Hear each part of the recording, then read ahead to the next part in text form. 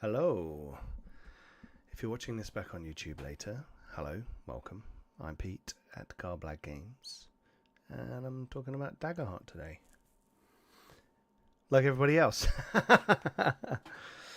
Yeah, there's been a lot going on for Daggerheart on many channels. I've been watching lots of videos, reading the rules, looking at the book, looking at the cards, figuring it out. Hey Millie, how you doing? Good to see you in chat.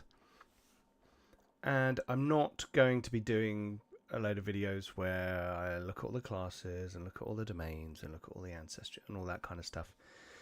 There's loads of videos out there, and lots of people are showing all the book and how it works and how the game works and all that kind of stuff. There will be a little bit of that in this, but this is primarily going to be about building a campaign frame, which is a setting, but just they've kind of wrapped it up in a nice box. Hello, One Boxy Llama. Welcome to the chat. Okay, cool. So, people who have been hanging around with Carblag Games for a while will know that I have got a setting called the World Mountain, which is a... Oh, hang on. Here you go. Oh, let's get this right, Peter. There we go. Ondrum, the World Mountain. And this is a giant mountain floating through space with layers growing out the side of it, as you can see. And each of those layers has different characteristics. And I've played D&D, Pathfinder, various other games in the World Mountain, using it as my kind of home brew setting for quite a while now, and having lots of fun, coming up with crazy ideas, interesting places, and strange challenges for the parties that we've played with. Most of my games have been set on the realm Arlorn, and in fact I have, not a plug but just a fact, I kickstarted my own game, Heroic Deeds, my second Kickstarter, which is a dungeon crawling role-playing game that is set on a particular patch of Arlorn with a very specific... You're on the edge of the wilderness, you're going out into dungeons to find ancient secrets and bring them back to your outpost to make your outpost stronger, grow your legend, and perform heroic deeds. Anyway, this is a Daggerheart stream, not a heroic deeds one, although I will probably refer back to it all the time, and there'll be a link for it somewhere, and you can find it if you want to have a look at it. The reason I bring it up is that the World Mountain is the home setting for heroic deeds, but I really just focus in on a very small area and use that because it's a very particular setting, a very particular campaign frame, one might say. And it occurred to me that I could actually create several campaign frames within the World Mountain as a whole, different corners with different types of adventures, to explore Daggerheart and the more narrative style, big damn heroes, lots of action, drama, excitement, and a very different type of game to Heroic Deeds, which is quite procedural, dungeon crawling. So yeah, I found it quite interesting, and I've been looking at Shadowdark a lot recently, and I had started making a few classes for Shadowdark, and it's fun to create for. It's simple and straightforward, and arguably more simple than Daggerheart. Daggerheart's got a bit of crunch in there. Because I've been looking for something to do. I still haven't finished Heroic Deeds. I'm still working on it. Don't worry, those of you who have backed it. It's coming. But I'm looking for my next thing that I want to do after Heroic Deeds is finished, and something to play in my spare time. Not that I have much of it with 2 kids and a full-time job and a Kickstarter and all this other stuff. It's all fun and games. But I do want to run games still for fun. And looking at the campaign frames in the book, which I'll have a look at in a little bit, it occurred to me that it was quite similar to how I kind of think about,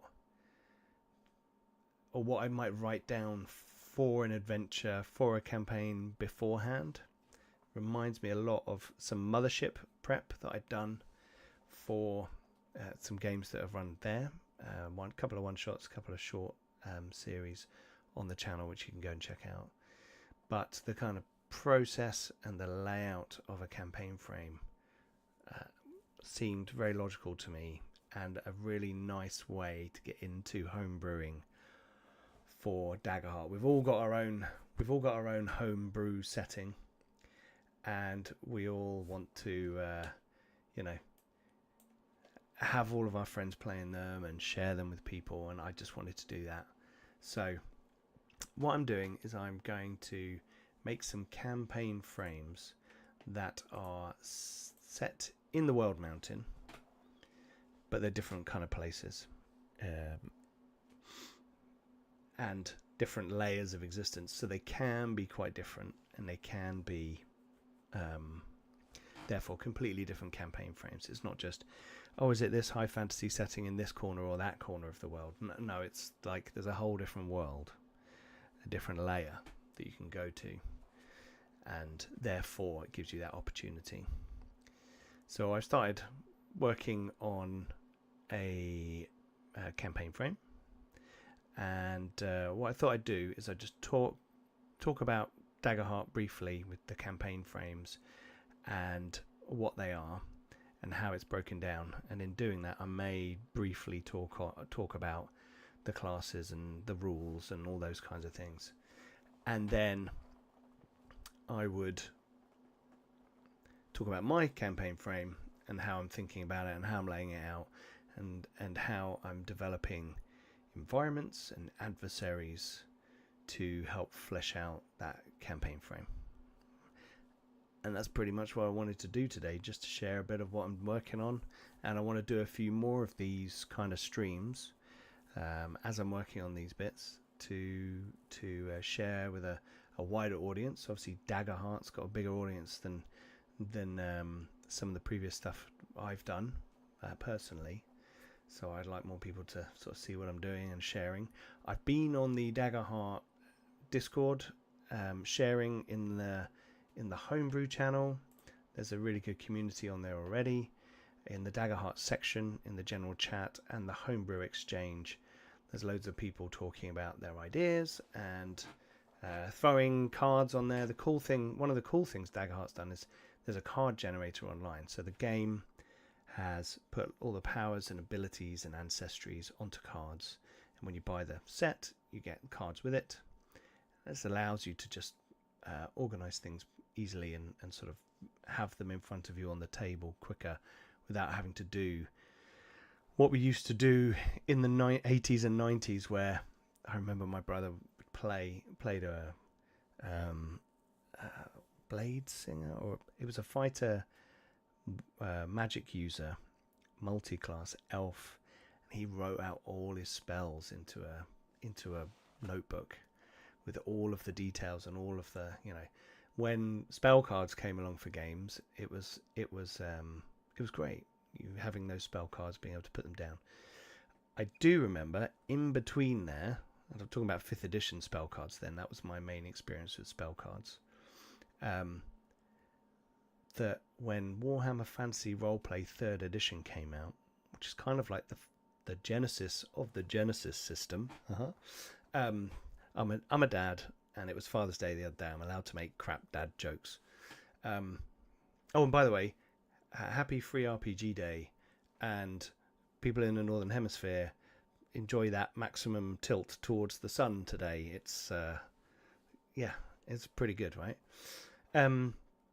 So Warhammer Fantasy Roleplay 3rd edition came out, and it had all cards for everything, and it was too soon. I think everyone shit the bed, and lots of people going from 2nd edition Warhammer Fantasy Roleplay were like, this isn't a role-playing game, you can't have cards. It's all got to be in a book. It's all got to be written down. All this kind of stuff, and people weren't used to using it for most of the game components.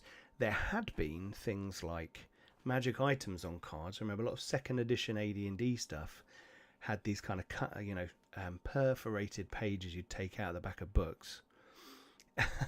Hey Harley, that's appropriate. Harley logs in and I'm saying shit the bed.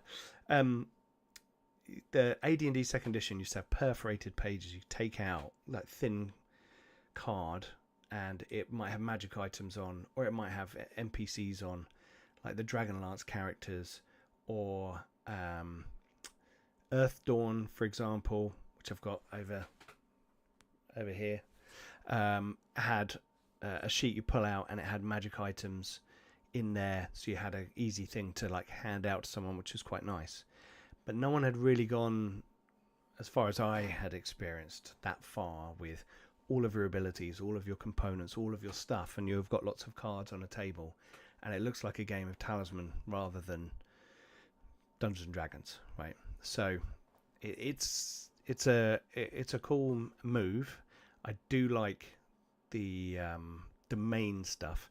It's necessary to have your ancestry on a card, right? Because you're like, oh, that's one thing, you could write that down, and it's not likely to change that much. The whole thing with the domain cards is you can change them, and they go in and out of your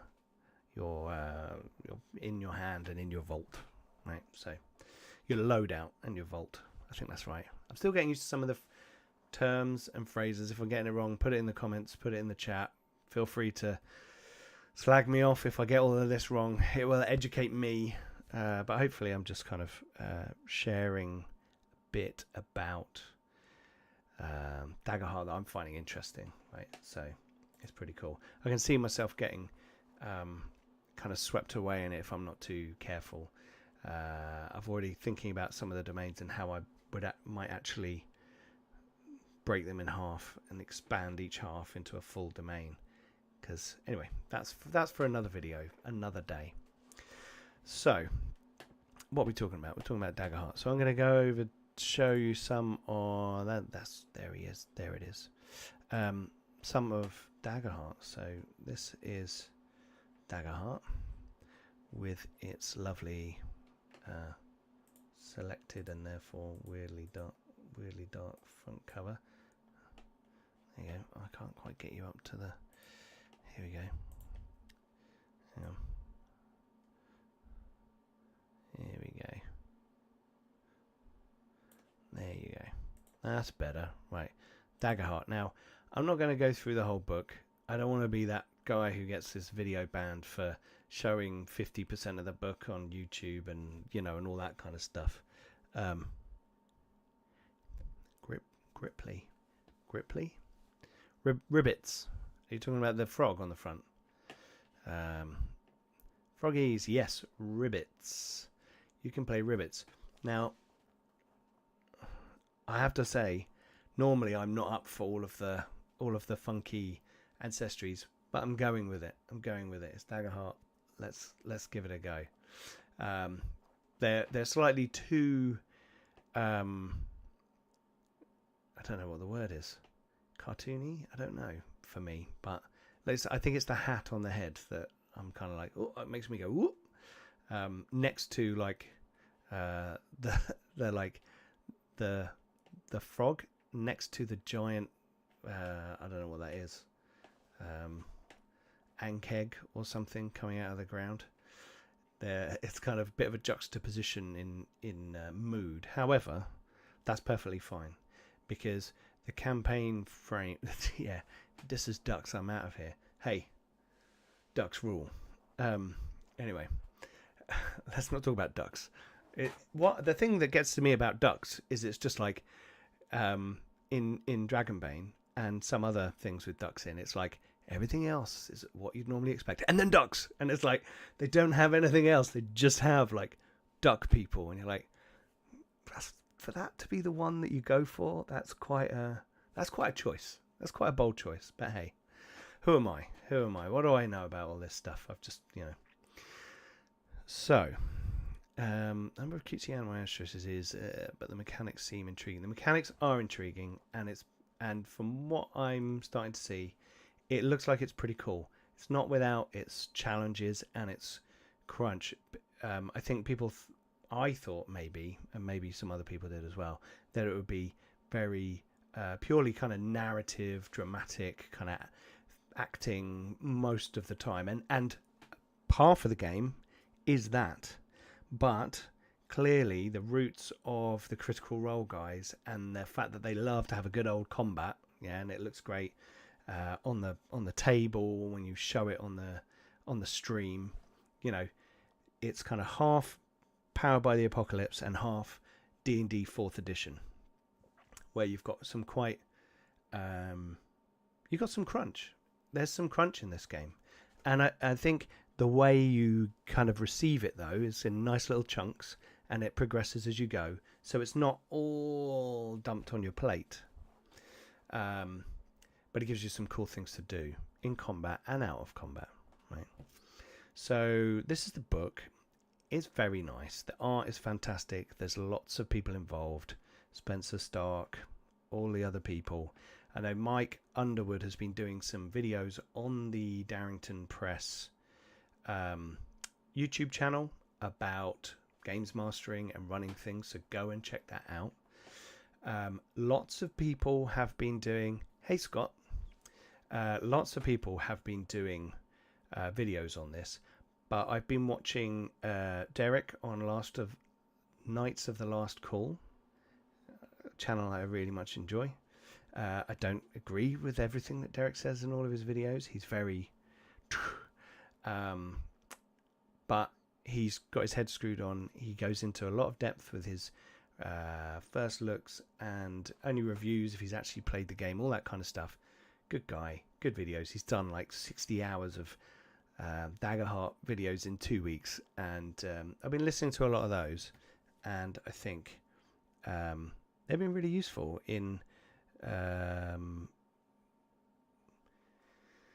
being able to, as a dad of two, and with a lot of work going on. I've got a very busy job, and I'm writing Heroic Deeds. It's been useful to be able to listen to someone talking about this game a lot, so I can not so much the zeitgeist and being Daggerheart, but just to understand how it's different from other things. And I think GMing of it is going to be a really interesting challenge for me, because I've never run or played in a PBTA game.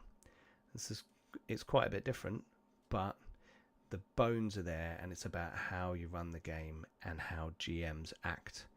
A big difference being things like there is no initiative in combat, but something called the spotlight, and the spotlight passes from person to person to the GM and back again, and the way that works and how it's done is different to what most people will be used to, because most people will play Dungeons & Dragons 5th edition and they'll roll their initiative and it's my go, and then I can kind of switch off, right, and then wait until it's my go again. I know I go after that skeleton, cool, that's when it's my go. I'll check my emails. That, in fact, in Heroic Deeds, my game, one of the things I didn't like about that was you could just go, well, I'm in that turn order, then I'll just check out. So my game has alternating initiative between sides, but when it's the hero's turn, the heroes get to choose who goes, and there's lots of reactions in the game to make people be sort of present and trying to work together. That's the idea behind my game. And in this, it's all about the fiction, the story you're creating together, and the moments that are being created. So it's even possible that one character might get more than one go in succession if something really cool is going on, if momentum is there, if they're achieving really cool things, or they use an action to use their big power, then they do it really well, and the GM might say, what are you going to do with that? Go again, because they've just hit their stride and all that kind of stuff. So it's a very different way of doing this. It's the PBTA school of GMing. And the more I listen to it, the more I think I kind of half do that, and I do lots of descriptive stuff, and it's about trying to start with the story, then make the rolls, then figure out what happens based off of those rolls and change the story again. And that's really the kind of crux of it in here. I'm just gonna run through some of the elements. So you've got your you create your character with your class first, because that's the most important thing about your character. What class are you? Bard, Druid, Guardian, Ranger, Rogue, Seraph, Paladin, Cleric, Sorcerer, Warrior, and Wizard. Now, Warrior is kind of damage dealing, and Guardian is damage taking. Yeah. So the Guardian will get in the way of people, whereas the Warrior will like barrel in and beat the crap out of people. So that's cool. Now, each class has 2 subclasses, and they give you abilities. But then each class has access to 2 domains, and these domains, you share one of your domains with another class. And in fact, there's a really good little thing, which creates this kind of positive overlap between. Here we go. Let's see if we can get this all on the screen. Here you go. So these circles represent the domains. These domain circles, right? And the classes sit in between them. So let's see if I can remember the names. So Druid is the thorny one. We'll start with the thorny one over on the right there of Druid is Sage, right? And then Bone is the next one down. Those 2 cross daggers with bone hilts. Bone is there. So Sage is like natural powers, wisdom, divination, a few general purpose things. Bone is a mixture of tactics and fighting abilities, right? And then around here you've got Blade, so there's lots of damage dealing. And then you've got Valor at the bottom, which is about protection and honor and that kind of stuff. Then you've got Splendor, with lots of healing and magical effects. And then around here you've got Codex, the book with a little flamey page, which is spells in grimoires, lots of spells. Then you've got Grace. Oh, is that Grace? That may not be Grace. I can't remember now. We'll find out. It's fine. They overlap, right? So this helps you figure out your party composition, because you may want to think, oh, okay, let's make sure we're going to spread out a bit. Splendor. Yes, Splendor. No, that's down here with that's down between Seraph and Wizard. Splendor. That's like that sugar substitute. You got Midnight at the top. I know that. You've got Grace. And you've got Arcana, yes. So that is, yes. Sorry, well, sorry. It's really bad jokes. Yeah. What can I say? 45-year-old dad. So yes, that is Grace. The butterfly is Grace, which is some persuasion stuff, some movement stuff. It's very supporty. Midnight up the top with the kind of crescent moon above another crescent moon and a little pointy bit. That is sort of magical shadows and teleporting around between things and hiding and stealth and all that kind of stuff. And then up the top right you've got Arcana, which is more magic stuff, general purpose magic. So you can see how they all overlap. So that's cool. You pick your class, you pick your subclass, you've got 2 domains, you get a certain number of first level abilities from those domains. You get to pick some cards and they sit in your thing. You can have 5 cards out at any one time. If you have more than that, they sit in your vault. There are rules about how you can take them out of your vault and when you can put them into your loadout. All these things, right? They're kind of that's all by the by for now.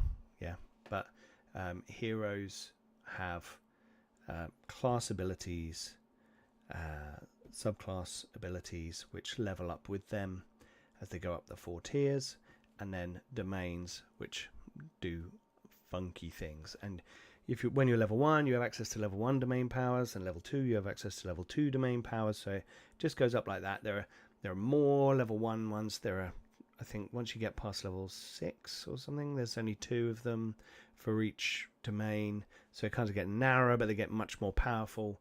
You know, the druid can turn into a big thorny monster and all that good stuff. All the things you'd expect from a Dungeons and Dragons game, effectively, right? It's kind of the point of Daggerheart, right? So you got your domain cards, right? This is an example here. So you got, you know, what kind of thing it is, its ability, what level it is, and then you got a recall cost. So this is, you do your loadout and you put some in the vault, but you may suddenly be stuck in a situation where you're like, oh, actually, I want to get that back, and you can. So that's pretty good. There's a cost to that. You know what? It might be interesting to look at one of these sample. Excuse the scrolling. I tell you what, I'll take it off that for a minute. So what I'll do is I'll find a sample, the character sheet, right? So you can, because for some people this is probably the first thing they've even seen of Daggerheart, right? So I think not many people on my usual viewers have seen this much about Daggerheart. So this is your character sheet. You got your 6 abilities: agility, strength, finesse, instinct, presence, knowledge. Listed under the shield, it shows you the kind of things you use them for. There is not a skill list. You get something called experiences. And experiences, if you can prove that if you can describe in a fiction how your experience is relevant, and you spend a point of hope, you can get a +2 to your roll to do something if it relates to your experience. Okay, and experiences are, they're not defined, right? There's a list of examples, but you can come up with what they are, and they could be things like simple things like sellsword, right? And you might think, oh, I'm good at bartering with people in taverns about getting jobs. I'm good at fighting. I'm good at, you know, knowing the cost of that. You know, you might find ways to use that as an experience throughout the game, right? So that's quite an interesting thing, right? So your 6 traits, they're called at the top. They're not scored 3 to 18 like in Dungeons and Dragons. They are literally a modifier. -1, +1, +2, 0, that kind of thing. Over on the left, you've got your evasion. That's basically your armor class. It's the number someone needs to roll to hit you. Evasion is dictated by your class. Armor is a number of points. When you take damage, you can sacrifice armor points to reduce the scale of the damage. It's pretty simple. Some classes are better at using armor. They can use more than 1 point of armor in a turn. Some people can use other things instead of armor. There's all kinds of stuff. For each of these things, there are rules and things going on to change them. Your damage and health. You've got your minor, major, and severe damage. So if you take up to your major, you'll have 2 numbers in here where there's 2 white brackets between minor damage and major damage, and then between major and severe. So it might be 10 and 20, right? For example. So that might mean, can I actually... Oh, no. That went a bit bad, didn't it? No, sorry, I'm just seeing if I can just draw. So if this is 10, oh, Matt, that's bad, isn't it? Look at that. What? And that's 20. That's me using a mouse. I should get my iPad out with the pen. Anyway, let's miss that. So actually, I can just kind of point. Yeah, so we've got 10 in here. So if I take up to 10 damage, I actually mark 1 hit point off my chart here, right? And your number of starting hit points relates to your class as well. Here I am describing how Daggerheart works briefly, saying that I wasn't going to do that beforehand. But anyway, I realized if I just went straight to the campaign frames, it might be a bit weird. And there'll be some bits in the campaign frame. So I've got some, what are they called? Environments. And I want to make an adversary this evening. that will relate to some of these things. So it makes sense to just have a little bit of understanding, and we might do other videos later. You have a number of hit points. See these darker boxes? They're your active hit points. This is your potential hit points.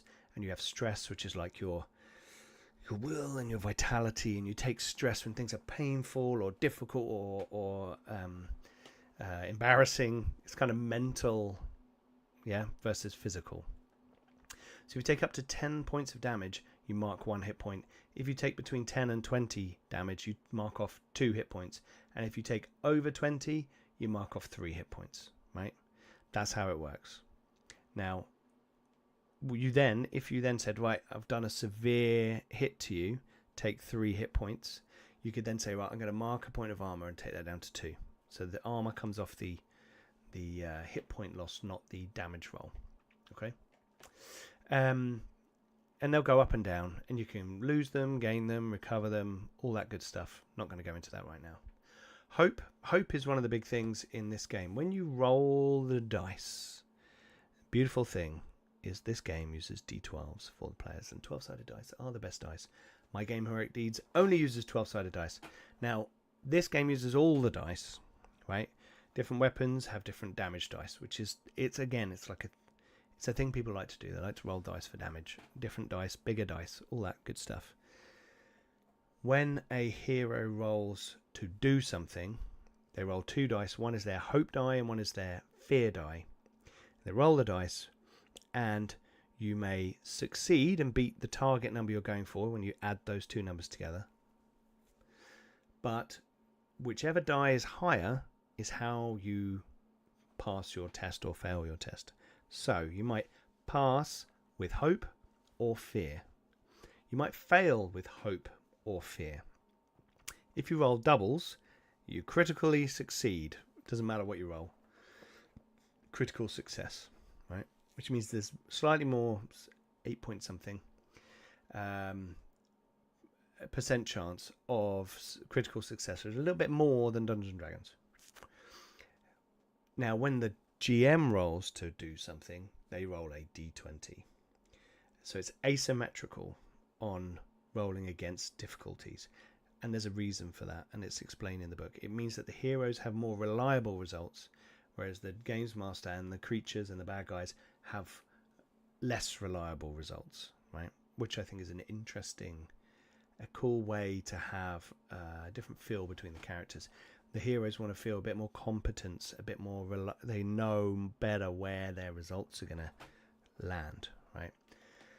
Now, if you roll with hope, you gain hope because you're like, yeah, haha, things are going my way. And hope is like your meta currency for doing cool things. So every class will have a hope feature, right? Which is generally a really cool thing and costs 3 hope for you to do. And you'll be like, right, spend 3 hope to do this awesome thing. And you're like, wicked, right? I've got a point of hope. I'm going to spend 3 hope. I'm going to go on. I'm going to do this power. I'm going to do that power. Lots of domain powers, lots of class abilities will require you to spend hope. If you want to help one of your colleagues, you have to spend a point of hope to do it. And there's a whole load of things, so I'm not going to go into the whole list right now. But importantly, you can only do something if it fits the story, right? You could say, I want to help someone. Someone says, oh yeah, I'm going over here. I'm a wizard. I'm standing over here. I'm going to cast a spell. Make my spell casting roll. And might look around like, but I'm a bit worried this isn't going to work. And someone will say, I'll help. Here, I'll spend a hope to help you, and I'll roll a d6, and you get that bonus. Before they even do that, you have to be, the GM should be saying, how are you going to help? And in fact, the players should proactively be saying, I step forward, and I see these bats are coming down from the ceiling. We're fighting these bats in this place. He's going to cast this fireball spell. The bats are flapping around him. I'm going to step forward and I'm going to use my sword and shield to keep these creatures away from the wizard while they formulate the spell to help them cast that spell. And that would be, yeah, okay, that works. That sounds cool. You can, that definitely sounds like something that would help the wizard to cast their spell. So go for it. If you just say, I'm going to help, and you're at the other end of the room and you can't even help, then the GM might say, you can't, even though mechanically you might say, well, it says spend a hope, give a die to your ally. If it doesn't fit the fiction, then you can't do it. So you got hope. The Games Master gets a resource called fear. So when you roll with fear, two things happen. The spotlight passes back to the Games Master, and the Games Master gets a point of fear. Now, the Games Master can use a point of fear to interrupt and sort of go, okay, you've all succeeded with hope, and you're all killing everything, and I haven't had a go in a while. I'm going to use a point of fear to interrupt, and this happens. Yeah, fear is also used for adversaries' more damaging abilities or spells, all that kind of stuff, right? So spend a fear to do this. So fear is the meta currency of the Games Master, and when the spotlight passes to the Games Master, although the from what I've heard and what I've seen about different Games Mastering techniques, the advice is that actually using a monster to hit someone is only one of about 10 things that you could do in a thing. You could change the mood of the setting, you could change the environment, you could have things going on, you could give a sense of things that are coming. Oh, you can sense more bats in the distance, and they might actually be a larger group of them than you thought, and that might be your move, right? A GM move. Yeah, like light and dark points, very much like light and dark points in Star Wars. And quite a few people have already sort of commented in videos and on the Discord about the fact that this would probably be a good system for a Star Wars game. And from what I've seen, I don't disagree. Cool. So you then have something called proficiency, which is the number of dice you roll for damage. I think it's slightly confusing that they've used something, considering they're going from D&D to this game, right? That they've used something that's so sort of core to Dungeons and Dragons nowadays, with the proficiency modifier being your like base modifier to everything, that they've now put it in here as like your damage dice. So for example, that can go up at certain levels. You can increase your proficiency when you level up. If your proficiency was 3, for example, and the sword you were holding said this does d8 plus 4 damage, because your proficiency is 3, you'd actually roll 3d8 plus 4 damage, right? And some abilities allow your proficiency to go up temporarily, and other things, right? So proficiency is how, I suppose it's like how well you can use the weapons, how effective you are, which I get, but it is a little bit weird. Crunch, there is a bit of crunch, right? I like a little bit of crunch, but there's not huge amounts of crunch. There's not like a skill list of 500 skills. There's not like damage locations. There's not armor locations. They've got a little bit of everything sort of narrowed down a bit. For example, adversaries have one difficulty number, which is actually something I think could be a bit misleading to some GMs if you didn't kind of tailor it a little bit to your own style. But they have one difficulty number, which is the difficulty to hit them, to confuse them, to trick them, to stun them, to cast a spell against them, all that stuff, right? But the fiction dictates modifiers as well. So you might say, oh, you're fighting an ogre, right? The difficulty is 13. To hit him, you need a 13. But when you roll that confusion spell, because he's stupid, you get advantage. So roll a dice and add it on. Yeah. So advantages, you roll a 6-sided die and you add it on. And disadvantages, you roll a 6-sided die and subtract it. So there's a little bit of maths, adding 2d6, adding on some other numbers. It's not too bad. I do like the kind of hit point bucketing into chunks with thresholds. That's quite cool. I do worry that like after you get to like 50 hit points, does it matter how many 50 damage? Does it matter how much damage you do? But there is a optional massive damage rule, which is a great thing to say. Gold is abstracted slightly from handfuls. 10 handfuls is a bag. 10 bags is a chest, which to me just sounds a little bit like 10 silver is a gold, 10 gold is a platinum, but it's more about how much you can carry and hold, I believe. I still haven't learned all the rules completely. But yes, so that's some of the... There's the gold. You put your class features, you've got inventory, weapons, take up a number of hands, and you have a primary weapon and a secondary weapon. So dual wielding is kind of in the fiction again. So if you have a primary and a secondary weapon that each use one hand, then you can use them together. And what that does is your secondary weapon will have a secondary weapon effect, and it'll just add like +4 damage, something like that. Simple. Then some classes get the ability to that say add the dice from your secondary weapon as well, because you've got ambidextrous or something like that, right? So there's little layers that put in that allow them to kind of... I've done a similar thing in Heroic Deeds where you like pair it back to begin with, and then the class features you've identified already, right? We'll put this in, and we know 3 things that other people can do, different classes could do to manipulate this particular little rule, right? Who would have those abilities? Or that would be like a rogue thing, or that would be the warrior. He can hold a 2-handed weapon in one hand, that kind of thing. You've got this little character sheet sidecar, which is quite cool. You're supposed to print this off and chop it in half and then put it on either side of your character sheet, so it points at the different sections to tell you what's going on, and probably does a much better job of it than I just did talking about things. Cool. So that is, in a nutshell, kind of character stuff.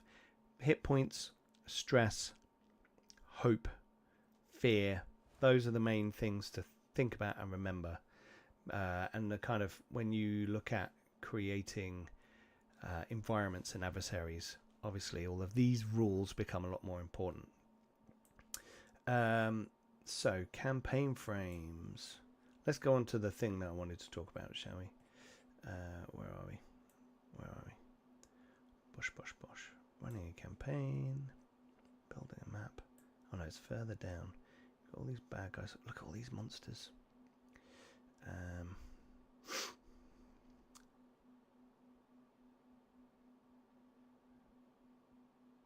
Right, campaign frame. Here we go. So, I haven't had any of my drink. It's very warm today. I mean, it is summer solstice, right? So, what do I expect, really? Okay, so campaign frame is, here you go. These frames provide inspiration, tools, and mechanics to support the story your table will tell. Choose one of the campaign frames from the following pages, or use their structure to inspire your own, which is what I've done. But this little summary on the right hand side here is pretty good, right? And this is kind of then how you build up the outline for your campaign frame.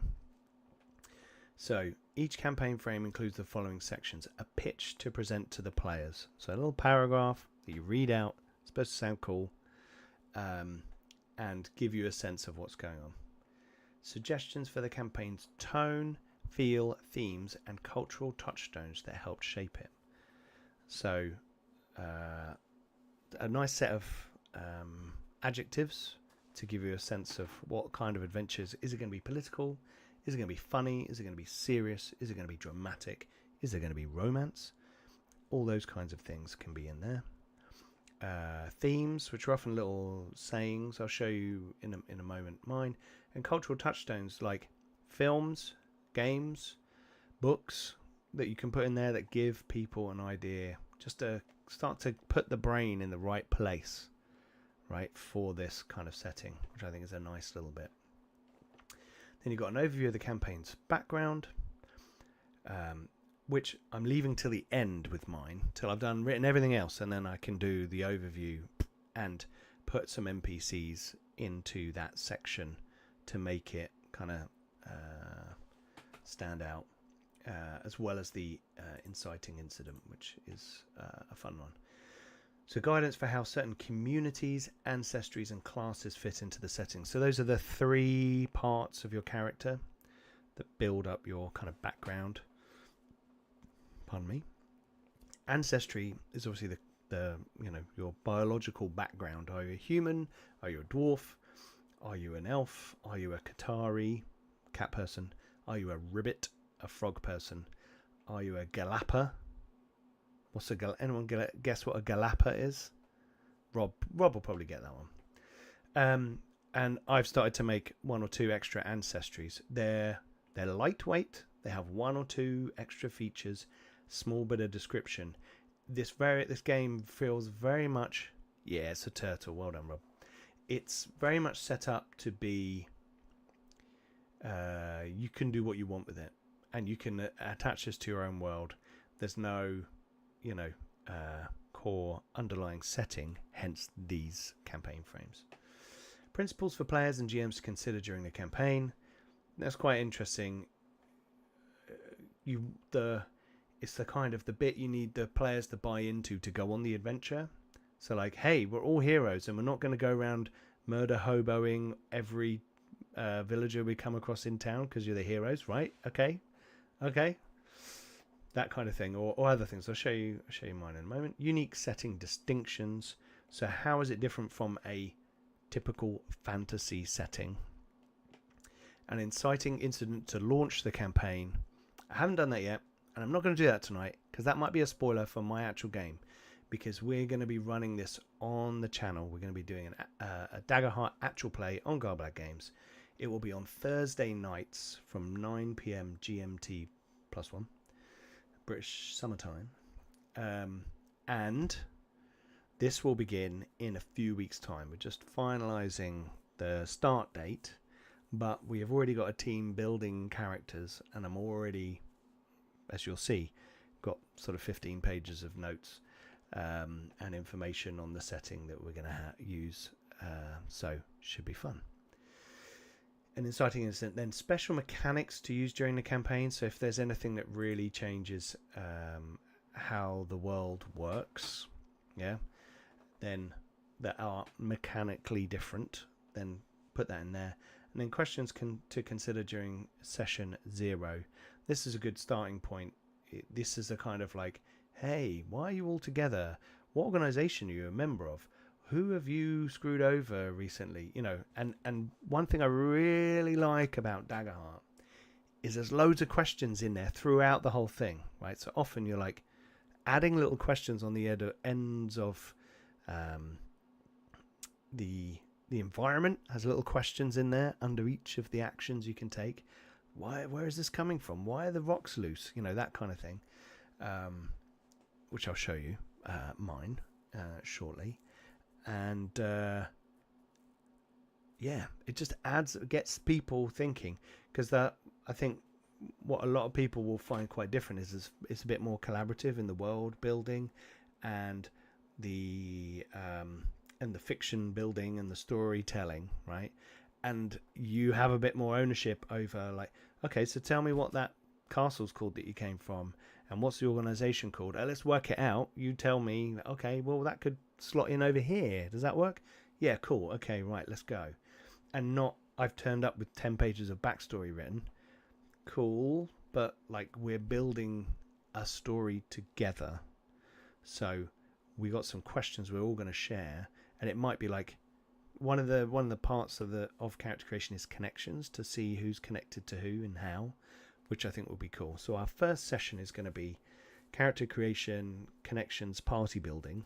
So session 0, effectively, and then after that we'll get into the game. But we've got a Furbolg warrior. No one's created the characters yet, but people are sort of looking at the kind of thing they want to do. A Furbolg warrior, a ribbit druid, a wizard. I think Rob's playing a wizard, or a bard. Bard might be a better choice. I'm not sure. Splendor. Yeah, have a look at Splendor, Rob. Check it out. Versus Grace. Cool. So you've got your... I need to build the map. That's one of the things I need to do.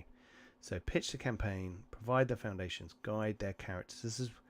This is kind of implementing the campaign frame at the table. Yeah. So I'm going to look at one of the campaign frames here. They've got 5, I think it is, in here. I'll just zoom past them. Apologies for the zooming up and down. I know it can be a little bit annoying, but hey, just using. I'm not a big fan of PDFs, but hey, the book doesn't exist in the UK at the moment unless you pre-ordered it ages ago, and I wasn't sure, to be honest, about the Critical Role role-playing game, but now I've got my hands on it. I'm really interested in this. So you got the Witherwild, which is like, here you go, the Witherwild touchstones. You can go straight to the touchstones and get a really good idea. Princess Mononoke, Legend of Zelda, Dark Crystal, Norse Cut of the Valley of the Wind. There you go. That gives you really good, without even reading anything else. Adventurous, dynamic, epic, heroic, thrilling, uncanny, whimsical. Cultural clash, ends justify means, grief, people versus nature, transformation and change, survival. Yep, an invading nation attacks an ancient forest deity. A virulent overgrowth spreads throughout the land. So, I mean, that pretty much is pretty simple, right? They give you a complexity rating. I haven't done my complexity rating yet because I haven't finished writing everything, and I'm coming up with chaos creatures, but I think I might build a system for making chaos creatures, but I think that'll come later. Once I've finished Heroic Deeds, I can really get into this. So anyway, this one we go through. Let's roll through. You can see you've got all the bits there, and you've got like 8 or 10 pages. 5 banners burning. Yep, here you go. Nice image. Touchstones, A Song of Ice and Fire, Avatar Last Airbender, Babylon 5, Friends at the Tables, Partisan, Born to the Blade, Court of Blades, Dragon Age Inquisition, Eberron Rising from the Last War. Now half of those I don't know what they are, but when you put A Song of Ice and Fire, Avatar The Last Airbender and Babylon 5 down, I'm like, oh, okay, cool. Yeah, that's cool. Adventurous, dramatic, intimate, political, serious, sweeping, and that's complexity 2. Yeah, divided loyalties, the nature of power. So this is quite an interesting one. I might just have a little look at this one, right? This is basically different houses, different nations in this world who are all on the verge of war. And there's like a tinderbox. 5 nations were all part of under one banner, and they've fallen apart. And now there is this. This is the overview. You can see here you've got the different nations. It gives you a little overview of each nation, giving you a little taste, a bit of history, a bit of the problem, what's going on. We then go to the communities. Now the communities are where you were brought up. So they don't do things like dwarves all know how to do mining, because that may not be the case, right? And that's kind of a bit silly these days. Whereas a dwarf, a ridge-born dwarf, will be a survivalist who's lived in the mountains. A sea-born dwarf will be someone who's lived on the sea, right? So you pick a community, and what I like about this, and one of the bits I enjoyed doing some writing on, is coming up with how these communities occur in your campaign frame, right? In your world, or in your corner of the world that you're writing in. Yeah. And again, these questions that instead of writing more description and telling the player what it is, give them a question, give them a bit of space to change it and make it theirs, which I think is really cool. It's really simple. It's not rocket science, but just by putting a question in rather than saying you are a member of the aristocracy, blah, blah, blah. It says, are you a member of the aristocracy? Could it be, or are you faking it? Or are you, that kind of thing, right? So it goes through each of the communities, says how they're different in this campaign frame, which is cool. And then again with ancestries, now here all ancestries are available. Look, there's no differences for ancestries in 5 banners burning. There's no difference for classes in 5 banners burning. There's nothing quintessentially different about how the classes work or their position in the world that would make much difference. Because if you think about something like, Game of Thrones, Song of Ice and Fire, to give it its proper name, it's, pretty close to the standard medieval fantasy tropes. Obviously, Song of Ice and Fire doesn't have monsters. It has some monsters in it, more monsters than you think at the beginning, but not really like orcs and goblins and this and that and this and that. It has, the White Walkers and all that kind of stuff and weird things out in different places.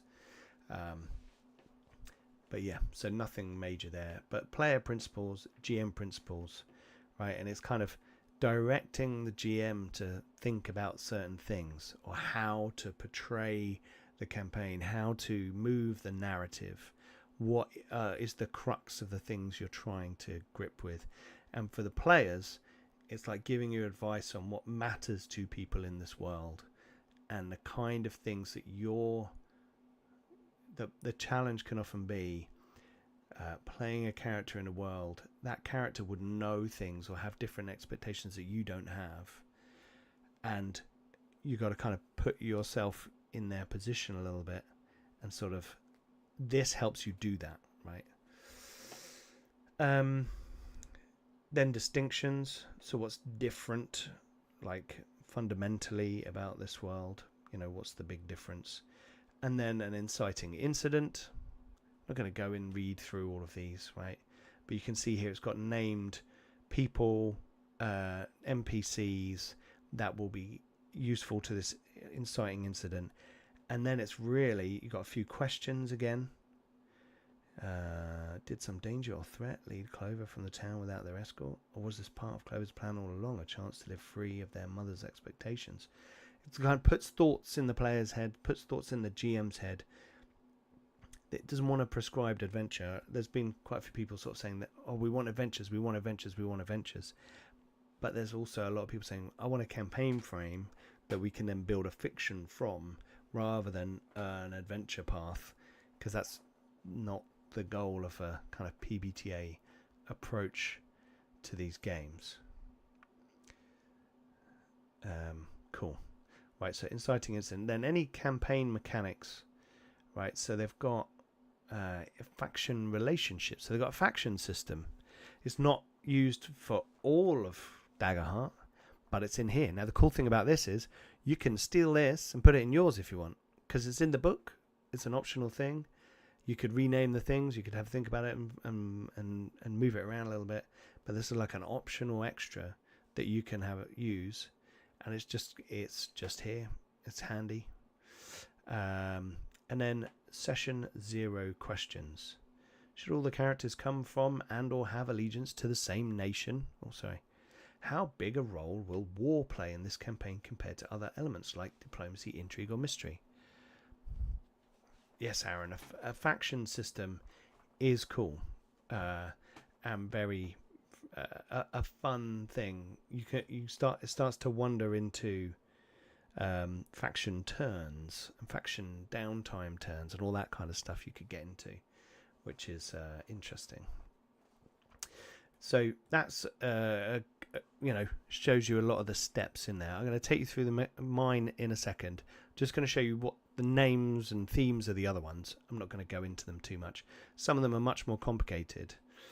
You've got Beast Feast. So this is Touchstones, Delicious in Dungeon, Monster Hunter World, One Piece. So this is when a small village's monster defense system fails, the local heroes must venture into the endless caverns below to fix it and cook up trouble for the creatures that stand in their way. So this is, you're going in the dungeon and you're eating the monsters like Delicious in Dungeon, right? And this is a tone and feel. Absurd, comedic, creepy, fun, lighthearted, and silly. Yeah. So in this game, which sounds like it could be a lot of fun, there's not a lot of difference with lots of the things, but you've got things like player principle, slay and fillet, balance, comedy, and heart. So it's saying don't go silly, be silly, but there should be, meaning to it. Which I like advice like that. I think it's good as long as the players read it. And then campaign mechanics, you've got like special cooking equipment for monsters. So which is cool, right? I do like this bit. You've got like an iron skillet that you can hit someone over the head, a rolling pin, a sickle, a forge poker, firework launcher. That's cool. And what I'm able to do with this is have a look at this and see if there's anything here I want to like pinch, reflavor to something serious. But there's more mechanics in here. There's more extra things. You can run around with a large fork and just like stab monsters and then eat them, which is fun, right? It's silly, but it's fun. Different types of armor. So I'm going to probably add different types of armor because of the type of setting that I'm making. And then here you've got like recipes, ingredients, cool pictures of monster bits being chopped up. And then you've got like a quick ingredient generator down here. So you can go, I've got jelly berries, horn moss, Anyway, so lots of fun. Then we've got the Age of Umbra, which is the super serious setting. In a dying world immersed in relentless shadow and nightmarish monsters, small communities hold fast to the light, hoping those who endure can find a way to save this broken realm before all is lost to darkness.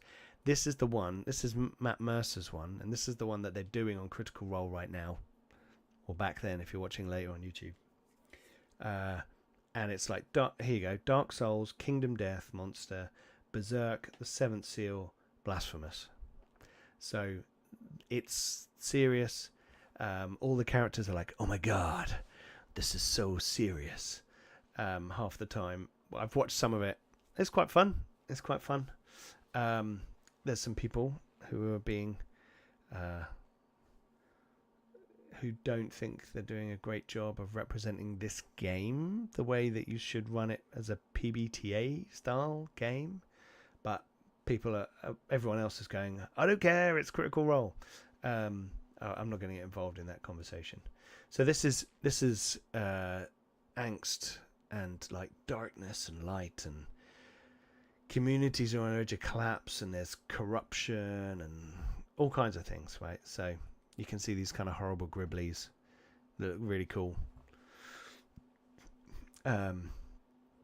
It's pretty hardcore. There's a creature with like lots of tendrils coming out of her mouth, and they dropped out as minions and all kinds of stuff. So quite cool. This looks like some sort of giant flesh hole. You don't want to go down there. And then there's Motherboard, which is Touchstones, Horizon Zero Dawn, Mortal Engines, Mad Max Fury Road, the Final Fantasy series, Full Metal Alchemist, Slug Bastard.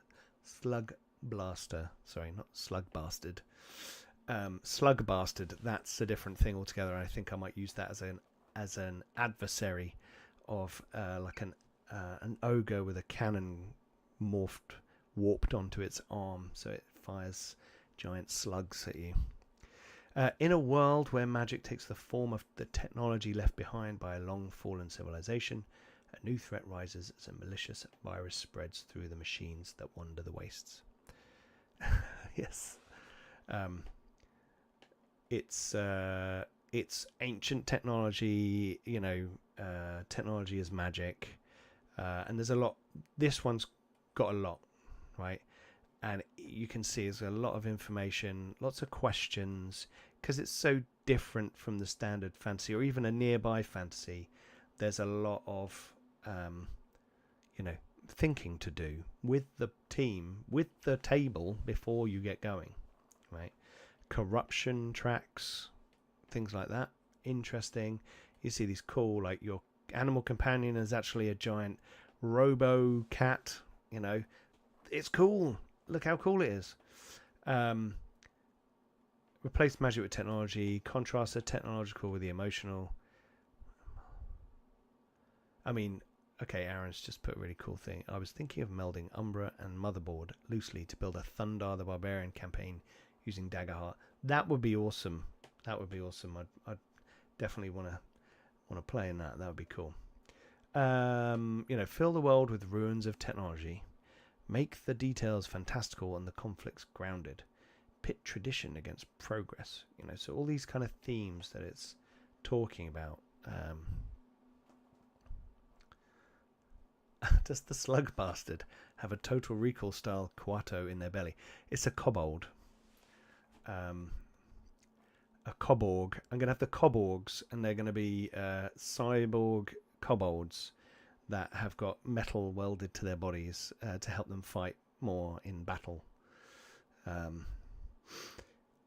So you've got walking cities and all kinds of stuff, right? So campaign mechanics, tech damage. There's a whole lot in here about how it's different. A different like language system for like circuit board looking writing, which is cool. And then they've got Colossus of the Drylands, which is here we go. Shadows of the Colossus, Red Dead Redemption, Deadlands on the shoulders of Colossus. So it's kind of like here you go. A prosperous region of gunslingers and outlaws has fallen into terror as colossal creatures awaken from beneath the earth. Apologies, my wife has texted me.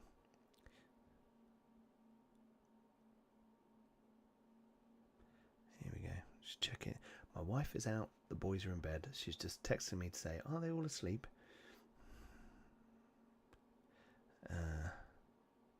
Here we go. Cool. Done. This one's complexity rating 4, right? And this is kind of like gunslinging, gritty, you know, the Drylands. It sounds pretty cool. Lots of information, lots of differences, yeah. And then the principles, kind of interesting here. Air in the room. There we go. Right, the distinctions, and you can see here we have these kind of children of Godfell. These are these large colossi that are roaming the world that they kind of come across in different places, right? So it then goes into this is a long one. It's got a whole load of these, you know, weapons, guns. Okay, you've got gun information there you can use if you want. And then these colossus, there's these giant, like, and some of my beasts will look a little bit like this, but not so large. Oh, look at that. There's alt text on this that you can't see when I hover over it. A lone figure has a showdown with the colossus Daggerheart in the middle of an empty street. So it's kind of these big showdowns and these big moments with these massive creatures, and how do you track them across the land and slowly bring them down? You know, well, maybe we will move a herd of creatures that will disrupt it or realign a river, you know. So there's all kinds of stuff in here, these colossus, and you end up like making a colossus out of multiple cards to represent how big they are. Yeah, Rob, that guy. It looked like they were going to lose, but you don't know what domain cards they had. This one is like a train gone mad, which is pretty cool. Interesting. And then this one looks like Rodan, which is also cool. Wiki Wah Wah West.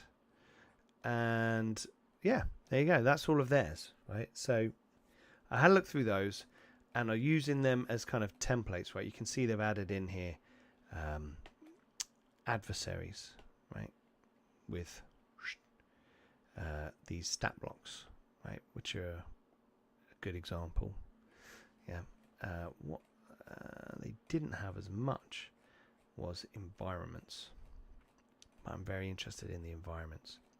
So I took all the main headers, and often the way I start to prep something like this is I will literally just start a new Google Doc and I will just put in the headers of each of those pages. So I've just gone in and gone, overview, distinctions, inciting incident, dush, dush, dush. And then with each, giving it a page, enough space, and then it starts as bullet points, and then I flesh it out into the actual text. Now, talking about Heroic Deeds just briefly, is my dungeon crawling game, as I mentioned earlier on, set on one of the layers of the World Mountain, and it's very trad, old school style, but modern mechanics. But it's not a narrative fiction first game. It's very much a procedure based game that you layer role playing onto. Okay, so there's still a lot of describe how you use that skill, or narrate the way that you help someone on a journey, that kind of thing. But this game is different and is more in those kind of, we're doing a big quest, we're doing these big stories, rather than how many dungeons have you cleared, which some people very much enjoy. Okay, so when I was looking at Shadow Dark to do some work on my next project, I had 3 ideas basically. A mothership science fantasy setting, Shadow Dark, what's the word, mini hex crawl, or something for Daggerheart. And I'm kind of leaning towards the Daggerheart stuff because it allows me to explore my world mountain, through a different lens, which is quite cool, and through that kind of narrative storytelling focus rather than the procedural thing, right? So I've got different worlds, different layers, and I've started to think about what campaign frames I could create and focus in on one to do as a actual play, because I also want to play the game, right? So I'm not building one that has, so far I'm not going to build one that has huge mechanical changes to the system, right? Because I haven't even played it once, let alone enough to say, oh well, since it's a fiery domain, this would happen, right? This may come as we go along in the actual play. What I'm more interested in is getting down the setting, the player principles, the GM principles, to kind of describe the kind of game I think could run in this setting. So let me just go over to my stuff. So as I said, let me just get this out and actually, oh, can I move that?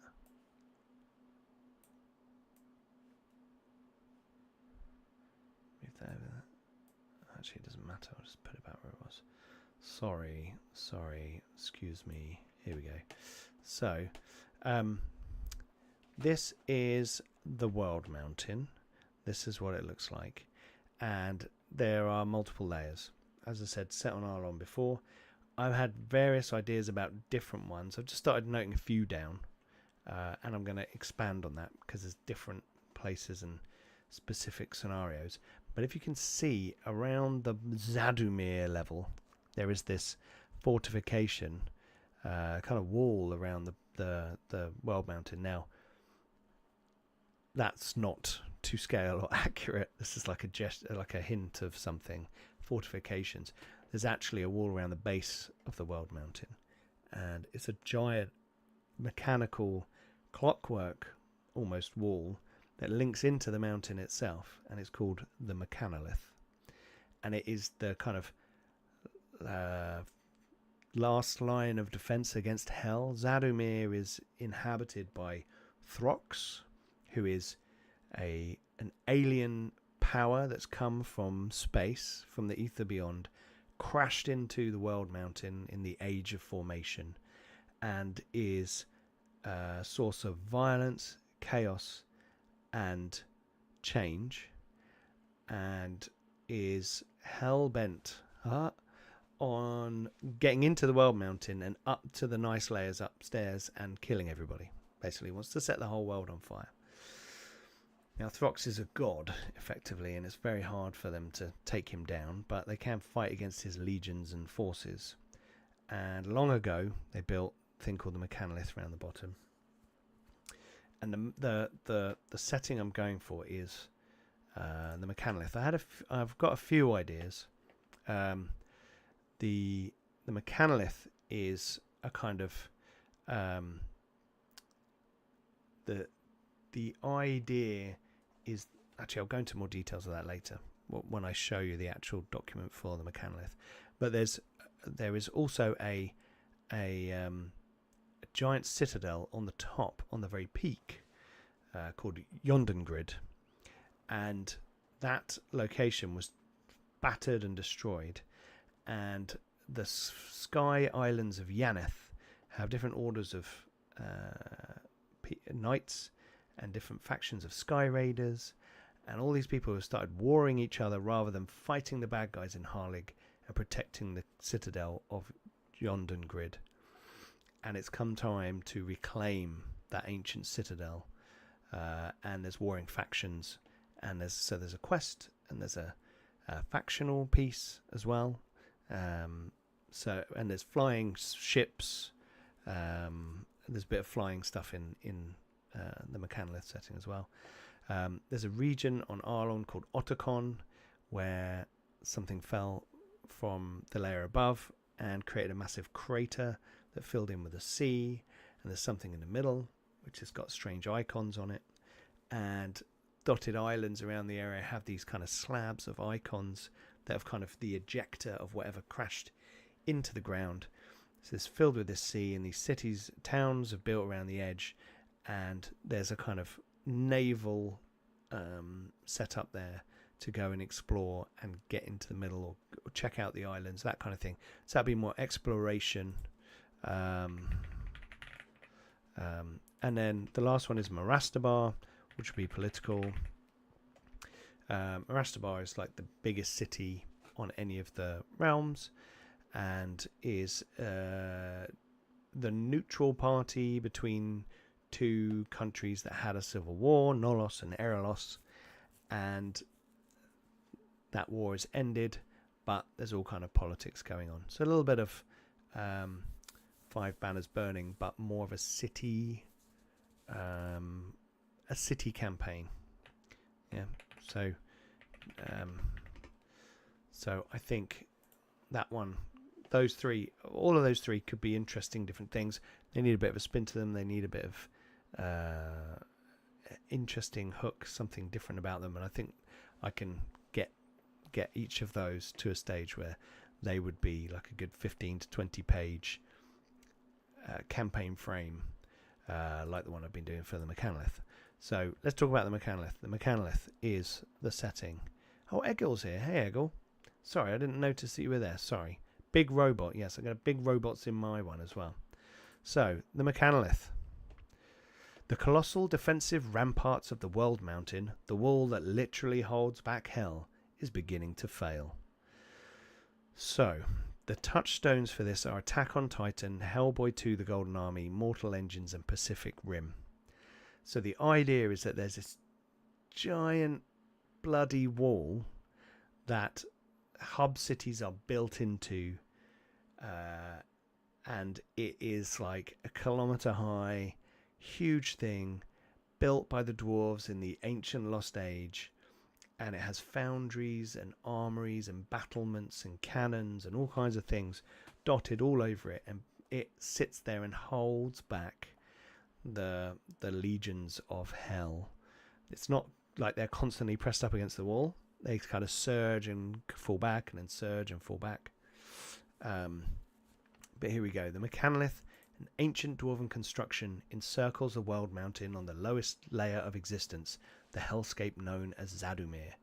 Long ago, Nalana, goddess of protection and strength, entrusted the dwarven people with the eternal defense of the World Mountain against the foul forces of the dark god Throx.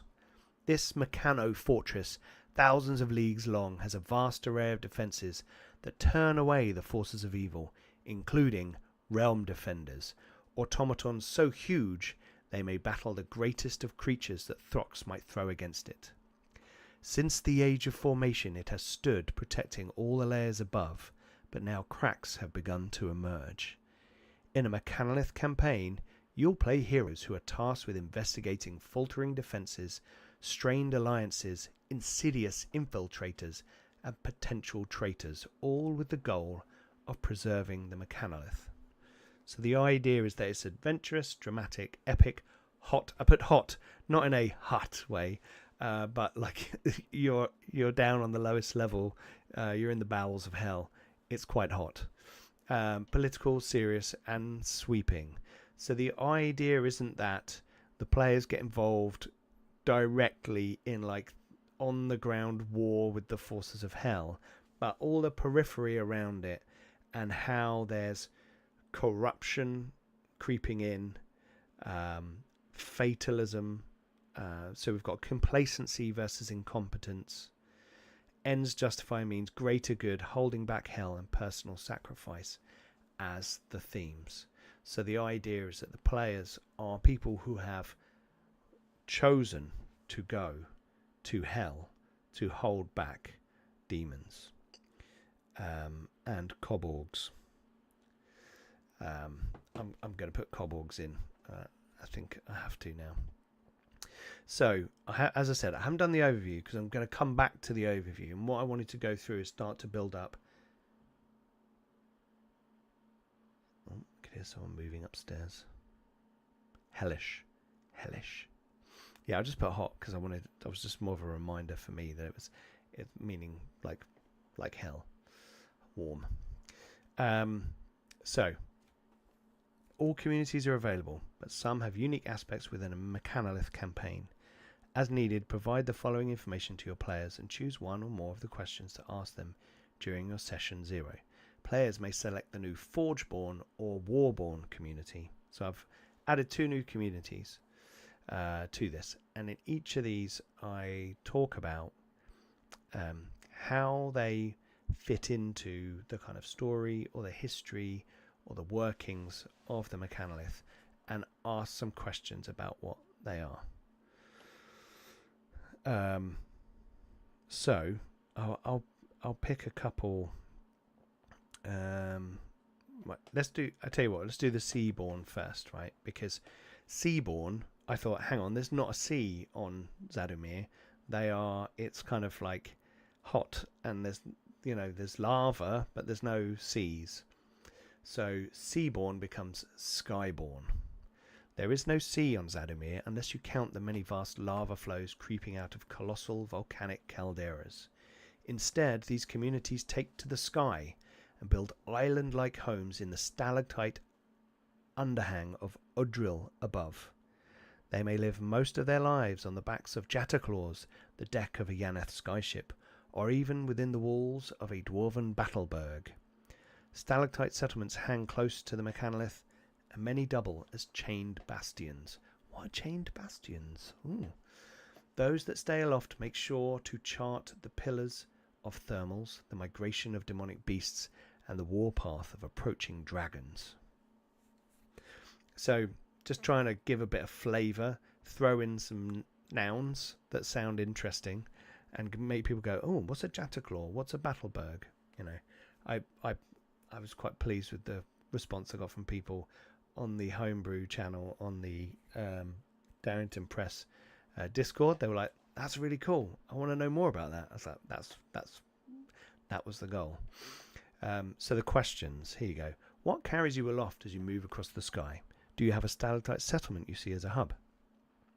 And I should say, it does say you can ask them, choose one or more of the questions. So you don't have to ask all these questions, and you'll see why. Once, as you docked with a stalactite settlement, you had a strange encounter. What was it, and why will you never go back to that settlement? Your stalactite broke from the underhang and plummeted to earth. Was this a chained bastion attack on an enemy army, or a tragic accident? So these stalactite communities have like a last ditch, like pull all the levers on all the floors, and the explosives will go off and sever the stalactite from the underhang, and it will just fall down. So they have some of these positioned, and they have sort of remote ones which they can set off and drop, but they don't want to use them because once they use them, they're kind of gone, right? But hang on, it kind of puts a thought, how is this working? What are these creatures? Sorry.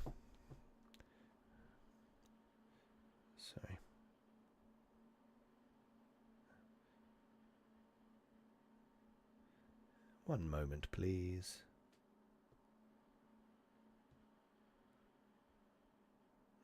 Interesting. Another one, Wanderborn. So these are kind of wandering people, nomadic people. The land in front of the wall and behind the chained bastions is a treacherous no man's land known as the Ashen Breeze. Now, if anyone has watched Garblag games enough, they will know that I've used that name before, and I'm deliberately using it here as a callback to that, because I ran a Dragonlance campaign set in Kalamar called Dragons on an Ashen Breeze, and as soon as that name popped into my head, I couldn't not use it. But I will never be able to produce anything Dragonlance related commercially to share or sell, which I want to do more of, create a catalogue of products from Garblag games that I've created.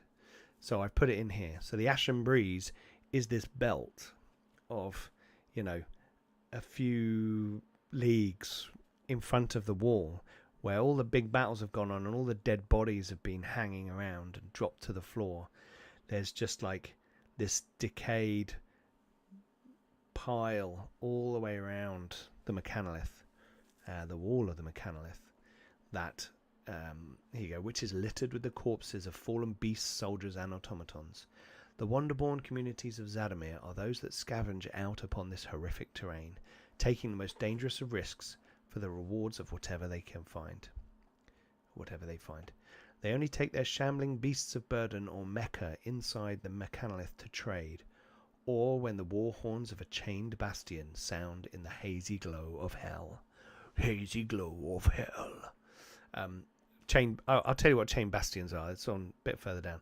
Basically, the wall has these big kind of castles that are out on wheels, right, out in front of, like, quite far out, a few leagues out from the wall. And they're on massive chains so that they can be pulled in and retracted into the Mechanolith if war gets too bad.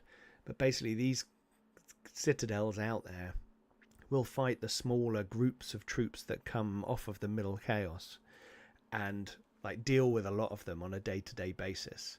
And then, the horns will sound and they'll wheel them in if there's a huge army of, chaos warped creatures or demons or dragons, or, even a massive army of kobolds might be too much.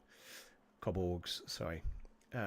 So these chain bastions can be pulled in, like on these huge Titanic scale, wheels and cogs and things, to lock into the Mechanolith to prepare for like big battles. You also have a realm defender embedded in the wall that can step out and punch kaiju, which is quite cool. Why did you risk your life for so long on the Ashen Breeze? What compelled you to scavenge from the dead? You found something strange on one of your scavenging runs that you've never traded. What was it you found? Why is it so important to you? You have seen so much death you have recurring nightmares. What plagues you when you sleep? Whose faces do you see in the rubble? Now, you may not want to ask that question to some players in your game, right? So a little bit of lines and veils and safety tools with your table to understand, what the line is and what you can ask and what you can't. That's why there's multiple questions, different things that you can ask different players, right? So use these things sensibly. But it's dealing with serious things, right? The war is horrible. What else have we got? Warborn. The battle against the forces of Throx is endless, and such a conflict breeds a people that are born to war. Your family has passed down the art of battle as others would nursery rhymes or favourite recipes. You are sung to sleep by the sounds of horns and the clash of steel beyond the thick rock of Mechanolith walls. The military is your family, your provider, and your teacher. Duty, honor, and service are words burnt into your soul by the fires of Zadumir. Which branch of the military are you in? Ashenbreeze Infantry, Sky Raider Cavalry, Black Powder Bombards, or Mech Frame Fighters? Which sounds cool, right? Mech Frame Fighters. Exoskeletons. Steam-powered exoskeletons. You were involved in a failed military operation out on the infernal plane. What was your target and how did the attack go wrong? You saved the life of someone important in battle. Who did you save? What could they do to repay that debt? So sort of asking all these questions, building this fiction together to start to see what's going to happen at your table, right? And you're doing it at the beginning. I can't turn up and said, I saved the king in battle. The GM's asked you a question and you'll discuss it, and you'll talk about it. And then, okay, well, what's the name of, so it's a lieutenant. Okay, fine. What was their name? Where are they? What do you think they might be able to do for you in the future when you call on them for a favor? Because then I can position that and give you that opportunity. Right? So gone through each of the communities to discuss how they are. So that's there. Then I've gone through the ancestries. Now, with the ancestries, I resisted the urge to rename some of them, to keep them as they are if they are in the core book. But I'm actually thinking that I might do a little World Mountain supplement eventually, which has all the campaign frames in it and my own set of ancestries and communities and domains and classes, which would be crazy. Largely a reorganization of things, but I think that will come after lots of playing and creating campaign frames and having a go with them. So basically the ancestries, the important thing to know about your ancestry is where it sits on the world mountain, and that give you a bit of information about your character that you might not otherwise have. Not everyone is from Zadumir. Only dwarves, giants, clanks, and Infernus are. Infernus are the whatchamacallit. Oh my god, my brain's just gone blank. Someone will put it in chat, hopefully, if there's anyone in chat at the moment. So I didn't really change much. I added hobgoblins because I love hobgoblins, and one thing I noticed about the ancestries is where there weren't many magically proficient things going. Tieflings, thank you, Rob. Tieflings. Bioganassi, no. But close. Then classes. I actually need to change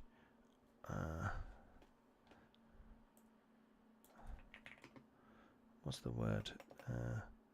And unit musicians in the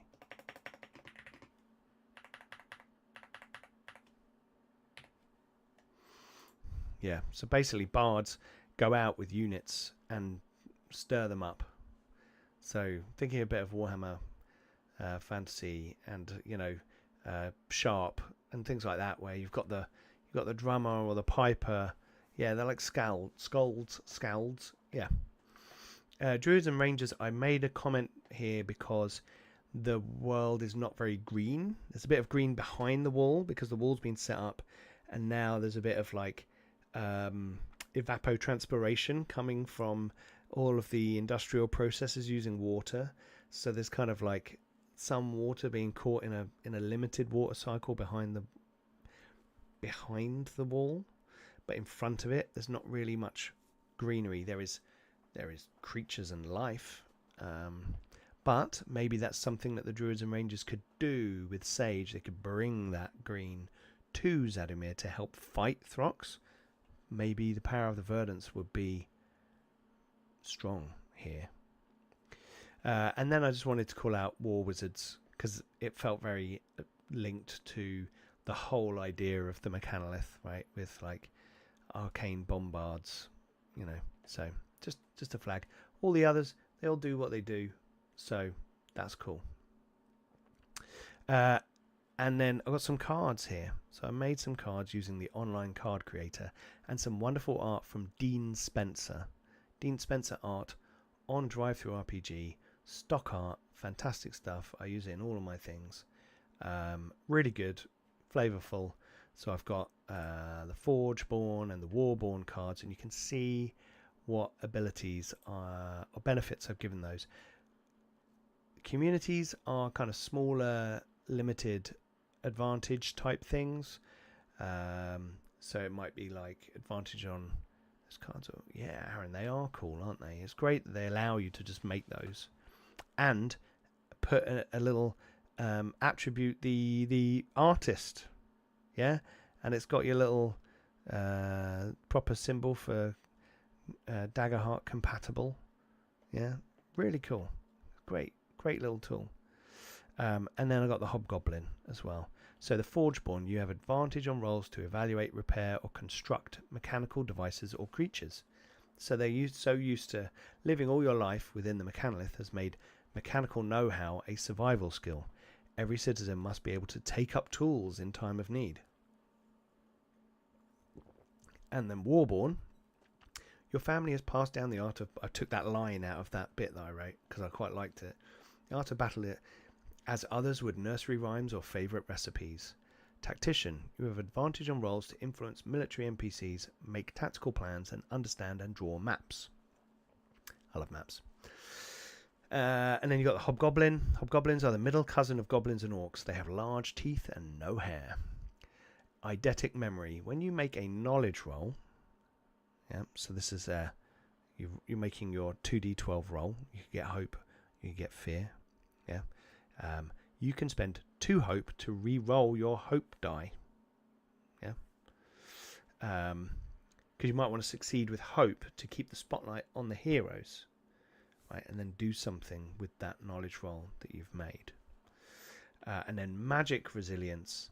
Spend 3 hope to halve incoming magical damage, which is pretty sick. Dwarves have that, but for physical damage. Damage is done in 2 buckets, physical and magical. Pretty simple.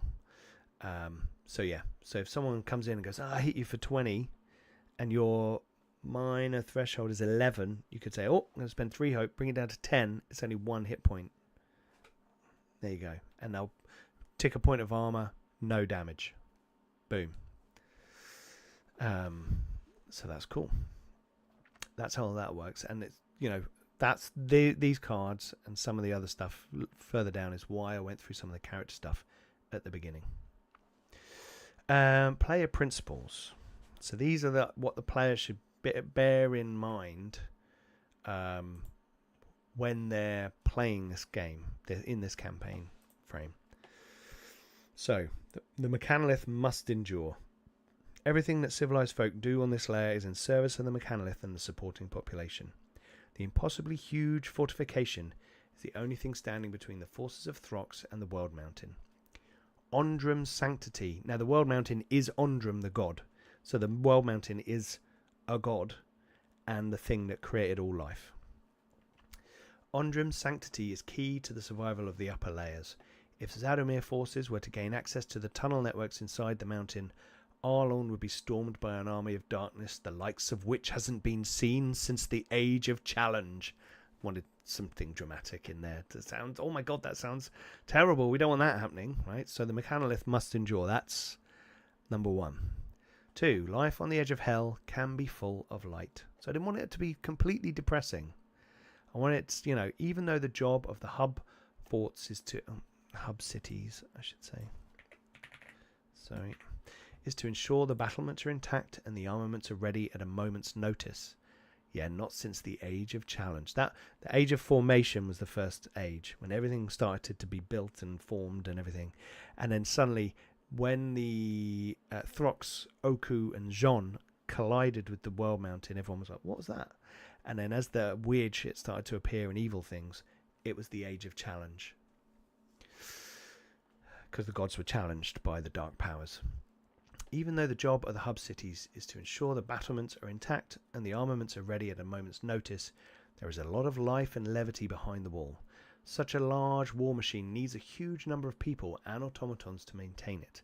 Consequently, all the trappings of city life can be found, if with a shadow hanging over them. To compensate, the lights are shone a little brighter, songs are sung louder, and taverns are merrier.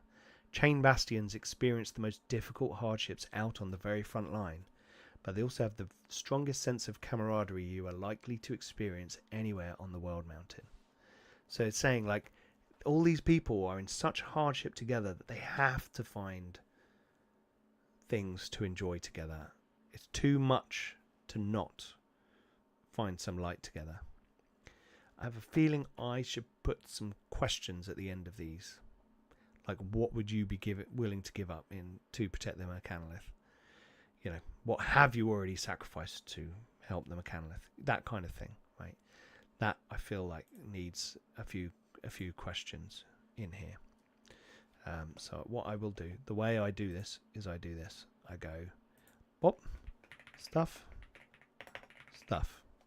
This is my shorthand for I need something in here.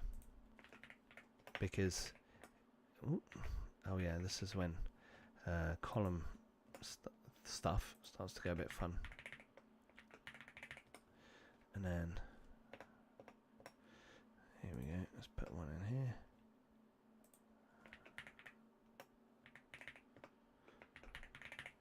The annoying thing is you start to get into layout challenges and I need a picture in there somewhere. I'll put this in InDesign, I'll make it look good, I'll add some stuff and pictures and images. For now I'm just trying to get it all laid out. Only heroes choose Zadimir. You have made the choice to stay or move to Zadimir to defend the Mechanolith. Not every citizen feels or acts the same way. Many are simply living out their life in the best way they can. Living my best life. A few have started to believe that the cause is ultimately hopeless, and rumours stir in the corners of dark places. Some suspect that an even smaller number of people have fallen under the sway of Throx or Oku, and are actively working against you. Despite all this, you have chosen to be here. Something has drawn you here to help. Oh, there you go. What could take you away from your home to such a place?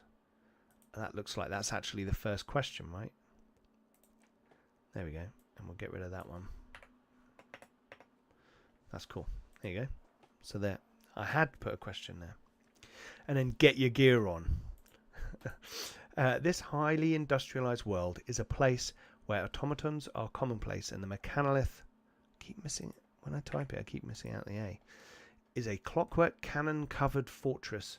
I need that as another castle. There you go. Then we can have proper alliteration, can't we? Is a clockwork cannon covered castle on a scale beyond one person's understanding. Feel free to flavour any abilities through industrial or steampunk trappings, as long as it works with the fiction of the campaign and doesn't contradict another character's abilities. So I'm perfectly happy, like the motherboard one, but not, magic is there, magic is magic. But if you play a wizard and you decide actually you want it all to be like steampunk contraptions, that's fine. Yeah. And if you want some abilities, like you have to work the fiction of them, and some of them might allow you to recover armor points. I'm happy for people to say, you got like a special lever you pull and extra plates go chung chung chung chung over your armor, and it's like got gears in it and that kind of thing. All perfectly fine. All great. So those are the player principles, and that's what I want the players to bear in mind as we play the game. Then we've got GM principles.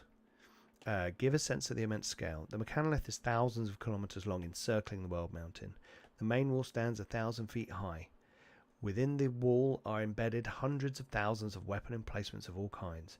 It boggles the mind to consider the scale of the fortification, the scale of achievement of the first dwarves. Nothing has been built since that can even begin to rival it. The inside of the Mechanolith is an industrial place with pipes, cogs, tubes, pulleys, and all the other manners of machinery and gubbins moving elements around and keeping everything working.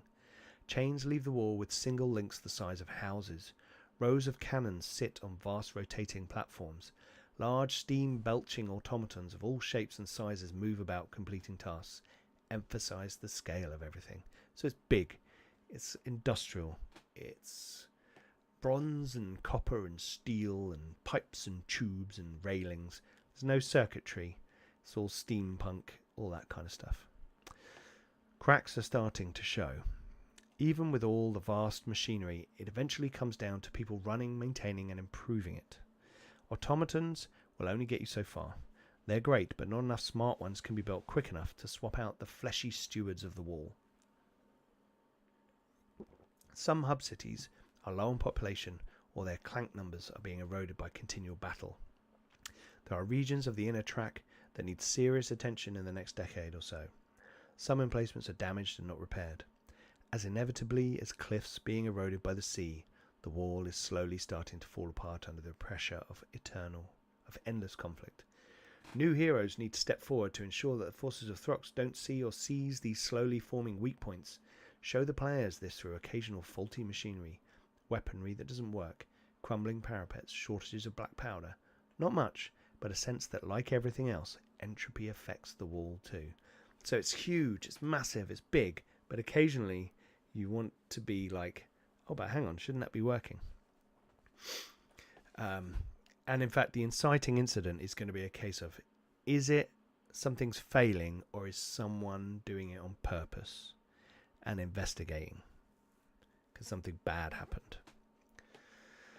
So, someone is betraying the defense. With all the recent decay and the vastness of the challenge, there are some who would say, why bother? Even worse, there are some who think defeat is inevitable. They try to convince themselves that helping the other side is saving lives in some weird way.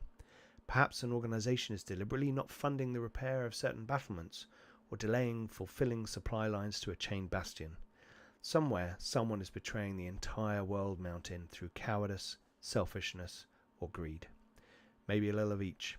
It could be dramatic to have an area of the wall the focus of several such factions or organizations, beyond the conceit of the inciting incident, if the fiction allows.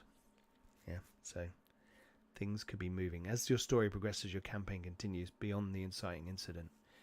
Is there more going on, all on a certain area? Is it leading to a problem? War means tough choices. Early in the campaign, you should have the leadership of the Mechanolith make tough choices in the defense of the World Mountain. The players should rightly question the rights and wrongs of a wartime government. Some rationing might have to be put in place, restricting people's freedoms for what may or may not be a valid reason. Should we send the latest food shipment to the Iron Spine Blacksmith Foundry or Scorchrock Chain Bastion? Well, that's not up to you. As the campaign matures, have the PCs be the ones to make these decisions and ask if their perspective has changed over time. Do they still see right and wrong the same way? So only the end of a decision is very different than when you are making the decision. So work with that over the arc of the campaign. So those are the GM principles that I've put in beyond anything else, right? So that's the GM principles. We've got some distinctions in here. A bit about the World Mountain, the Hellscape, the Middle Chaos, Chain Bastions, Chaos Engines. In a cruel mockery and as a focus of its power, Throx has taken the inventiveness of the dwarves and twisted it into chaos engines, warped foundries at the heart of their fortresses that draw both flesh and steel together into a mockery of life and machinery. The enemy builds these fortresses out beyond the chain bastions and send armies of mutated creatures and biomechanical demons against the Mechanolith. Every few decades, reports come in that one of these fortresses has become too large, and the bastions venture forth with an army to destroy it. Sometimes they come back. Few have ventured beyond this to the far hell that encircles the lair. Some of the more zealous defenders believe that someone should hunt down Throx and slay the devil to end the endless war. This is deemed by the lawmasters and high clerics to be not possible, however, and the consensus is that defense is the sensible and sustainable option. Constant battle beyond the wall and in the skies should be the backdrop to any Mechanolith campaign. Yeah. So it's talking about how these distinct, what is different about this world. Talk a bit about hub cities, about chain bastions, stalactite bastions. Then we've got a bit about the World Mountain Pantheon, because obviously the gods are different, and that's one of the big distinctions. Now there are many gods that call the World Mountain home, but not all of them hold sway over the deepest layers Adamir. The below powers in relevance order are those chief among the thoughts of citizens of the Mechanolith. So there's quite a few more gods, but not all of them care about or have access or followers down on Zadimir, or their domain of control is a very different area, so they don't bother. But there's Ondrum, the mountain itself, Nalana, the dwarf warrior power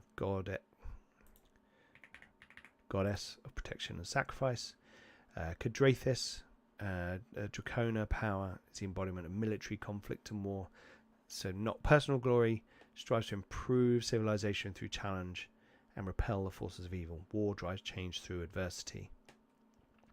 Dwarin, the dwarf master smith, god of artifice, fire and smithing. Euphina, the goddess of hearth, home, fertility and fortune. She guides the common folk. Berakir, human power of civilization, lawmaking and literacy. As cities grow, they need rules and laws. People gather together, build cohesive cultures. They need Berakir they pray to Berakir for guidance in lawmaking. And then you've got the opposed powers. Throx, the overlord of the hellish minions of Zadimir. Oku, an unstoppable, uncaring source of shadow, creeps across any land it can, seeking those who wish to hide their faces from the sun. Jean is the god of undeath, and even down in the depths of hell it still lays a finger. And then Gresk is a new power, a new god of the mutated legions formed from the Chaos engines. That's a Bitmap Brothers game if you don't know. These poor beasts are known as the Formed, the Warped, the Spawn, or a million curse words invented by Mechanolith defenders. Gresk is a vision of twisted flesh and metal, not master, but one of them. So there's the Pantheon as well. A Chaos god.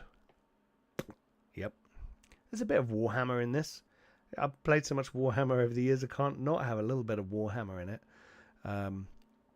But I've stopped calling them Throx Spawn because when I was play testing Heroic Deeds at Dragon Meet a couple of years ago, was it last year, year before?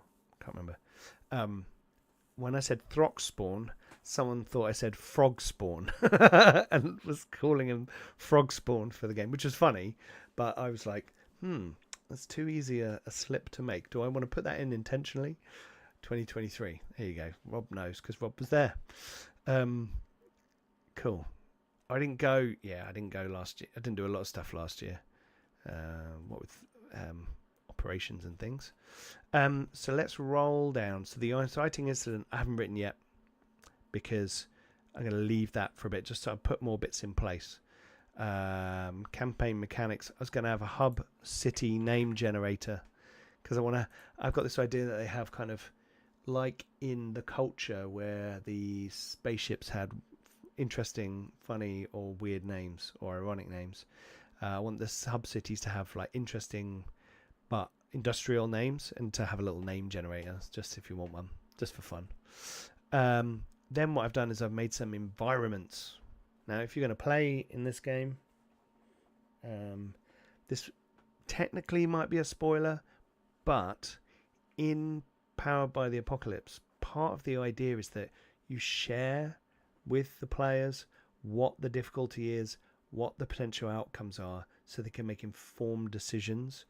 I think part of the reason is that they're playing a character who knows more about that world than the player does. So the GM giving that information is that little bit of like, you know what zombies are, you know how hard knights are to fight, you've heard how powerful ogres are, right? So giving the numbers, some of the numbers and some of the information ahead of time allows them to make decisions. Another reason is it allows them to figure out if they need to like spend hope to do things, get help from people, that kind of thing, so that you can build that story and that fiction together. And a third reason is, why not? It's fun and it speeds things up. You know, if you go, so these environments are kind of like a region or an action or an event. You've got traversal, exploration, event, or one other one. I can't remember what it is. If anyone knows and they're in the chat or wants to comment below, then please feel free. But I've created two to think about them as a traversal and an exploration, right? And this is quite, I really like this. This is really cool. It's like a little, here's a zone. or a journey in a little slice, gives you some ideas and some actions that the GM can take, certain things that can happen. So what we're going to do is we're just going to talk about the Sky Bastion tether and go down it and show you what it looks like, and then this will, give you an idea of what an environment is. There are loads in the book, and what I did was what I'll do is I'll put some itch.io links in the description below with where the lovely people from the homebrew community have shared these templates for adversaries, for environments, for campaign frames. So there's loads of stuff. There's a really good community. Join that Discord. I'm having lots of fun on that Discord, chatting to people, just throwing out random things and going, what do people think about this? And I'm like, oh, that sounds weird. That sounds cool. So anyway, Sky Bastion Tether. This is a tier 1 traversal. So this is first level characters. The 4 tiers are level 1 is tier 1. Level 2, 3 and 4 is tier 2. 5, 6 and 7 is tier 3. 8, 9 and 10 is tier 4. Sorry, doing that reminded me of the film Willow. Which finger do you pick? Which finger is it? Anyway, an automaton platform takes the party up 3 titanic chains which tether a Sky Bastion to the Mechanolith. So this is like some huge docking area, chain connection with a huge cogs and things, probably stanchions and walkways up to it. There's a platform of like a big crawling, or we could describe the automaton platform together. What does it look like? How does it work? Someone's got to pilot it. What does that station look like? Is everyone else under a canopy, out in the air? What's going on? This thing climbs up. Right. So the impulses are get to the bastion, protect the chains, death from above, which is always fun to say. Now, what happens is you get a difficulty, right? So anything that's asked to roll against the environment or something in here will be difficulty 11. If you are fighting, if an adversary then appears and you fight that adversary, it will have its own difficulty. But anything in here that it says, you can then, this allows you to stop saying in the text, make a reaction roll, difficulty 11. You can just say, make a reaction roll, because everything in this environment is difficulty 11. Right? So bear in mind you're rolling 2d12. Yeah, it's average 6.5 on a die. So average 13. You're more than likely to succeed on a lot of these. But some of those rolls could still be with fear. And if you roll with fear, then it's my go. And I can take an action. Where if I have fear, I can interrupt, right? So while you're doing this, here we go. Passive robotic ascent. The automaton platform climbs the chains with a progress countdown. It ticks down according to the following criteria when the PCs make an action roll to pilot the platform. Yeah, so they can describe how they're helping to pilot the platform. Someone might be prestidigitating grease on the chains to help them move faster. Someone might be literally pulling the things. Someone might be blowing, I don't know. The players could come up with interesting ways. You could say there's 2 stations, to help. One doing power and one doing leg walking, However they want to go about it, they can think about it. Right? It ticks down according to the following criteria when the PCs make an action roll to pilot the platform, right? So if they get a critical success, you tick it down 3, so it goes from 14 to 11, right? Success with hope, tick down 2. Success with fear, tick down 1. Failure with hope, no advancement. Failure with fear, tick up 1.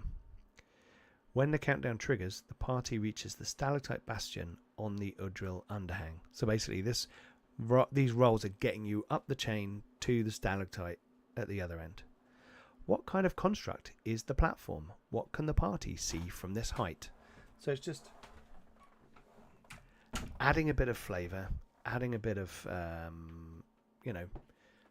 thought, a bit of story, fiction, right? So it's fiction first. So they've got to start with the fiction and end with the fiction.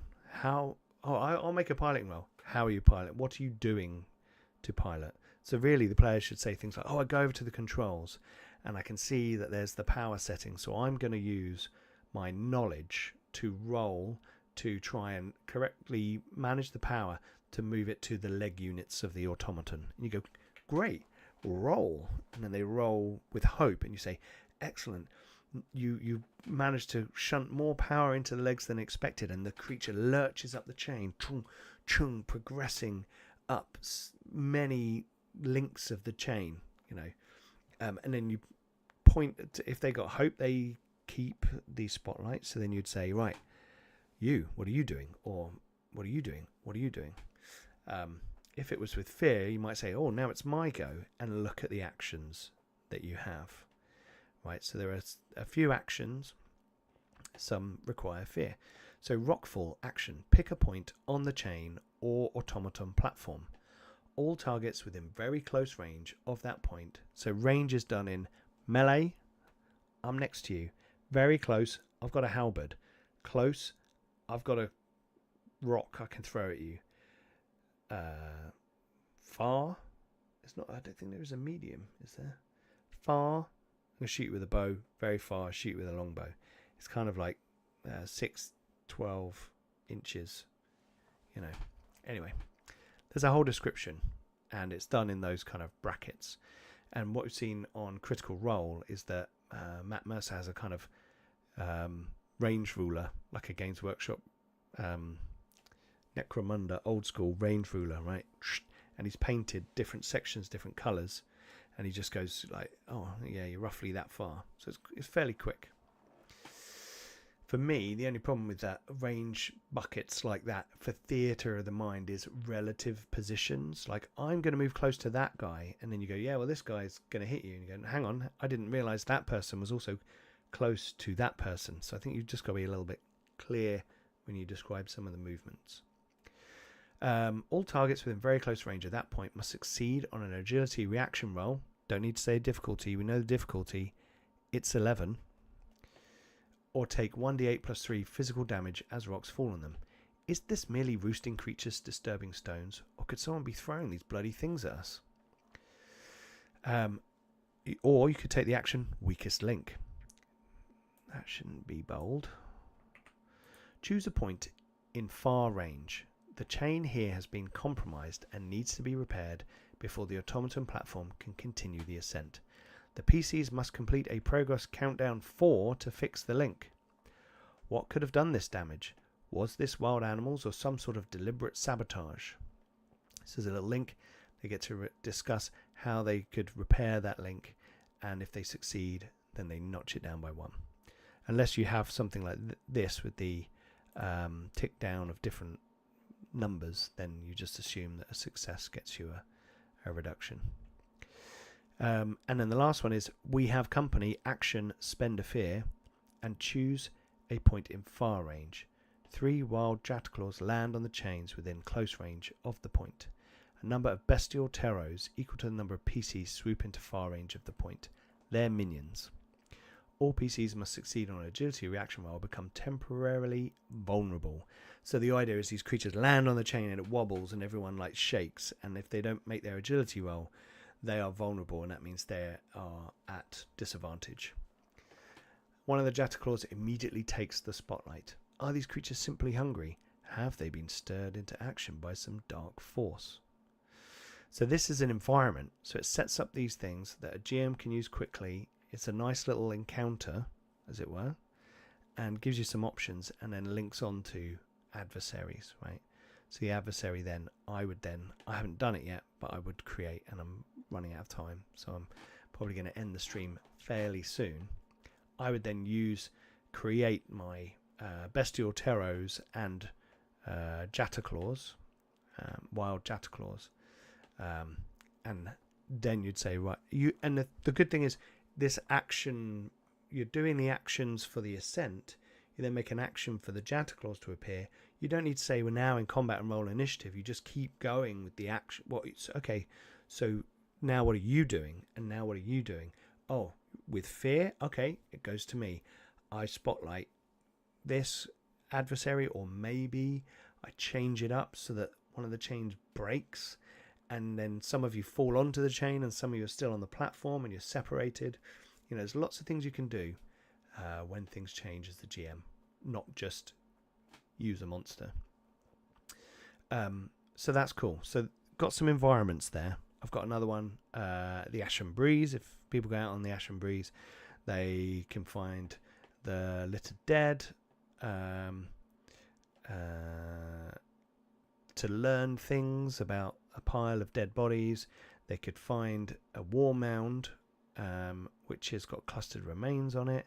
Then war mounds might attract scavengers or have spoils of war within them, or they might turn out to be harbouring zombies that rise up and attack you. So some interesting things that you can do with these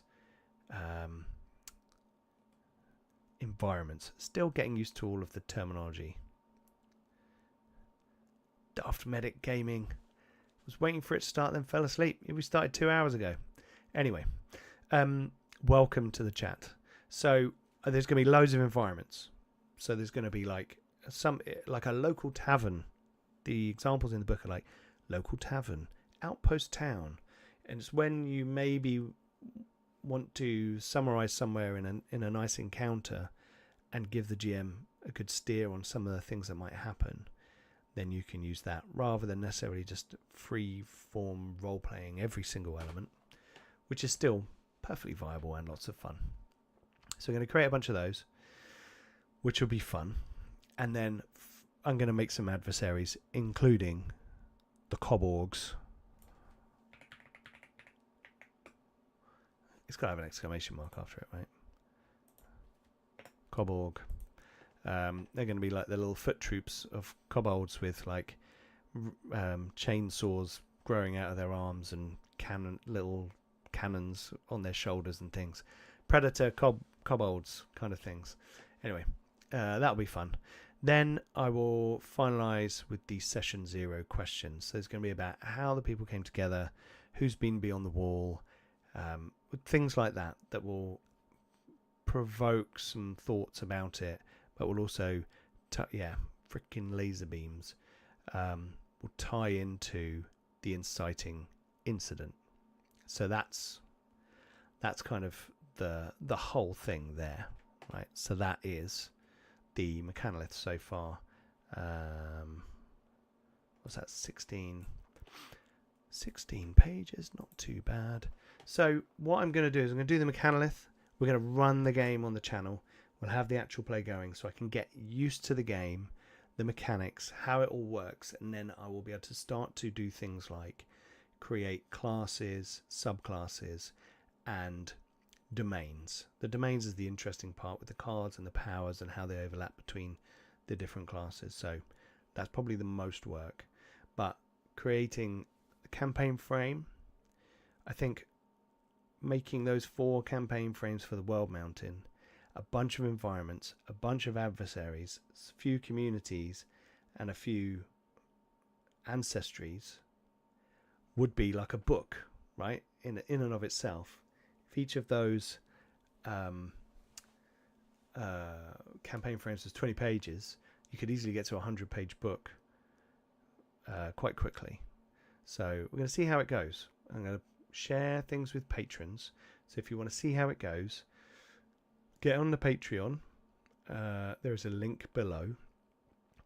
I've already shared some Shadow Dark classes on there. I'm still going to do a few Shadow Dark bits, but at the moment I'm really enjoying Daggerheart as a game and a system just from reading it and thinking about how I could use it with my world.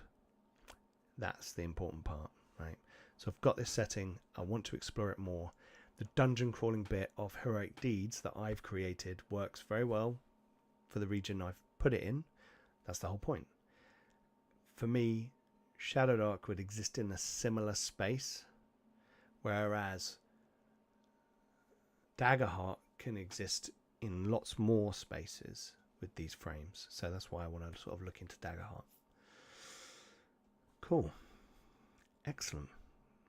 Anyway, we will be starting towards the end to middle to end of July with the show. We currently have Ben's Otherscape show on Thursdays, which is still going on. I'm going to be looking to do a little bit more on the backgrounds, the campaign frames, all of those bits. some more streams, potentially at the weekend or on Tuesday evenings, up until we get to the campaign. I may even talk about specific campaign prep. Darth Medic Gaming, Man After My Own Heart, subclass, how do they breathe underwater? Love it. So that people can see me prepping for this show, this game, and hopefully that will be useful. I'll be building parts, these elements, as we go and exploring them, and then as we play the game, I'm hoping that I'll get some time, maybe not, depends.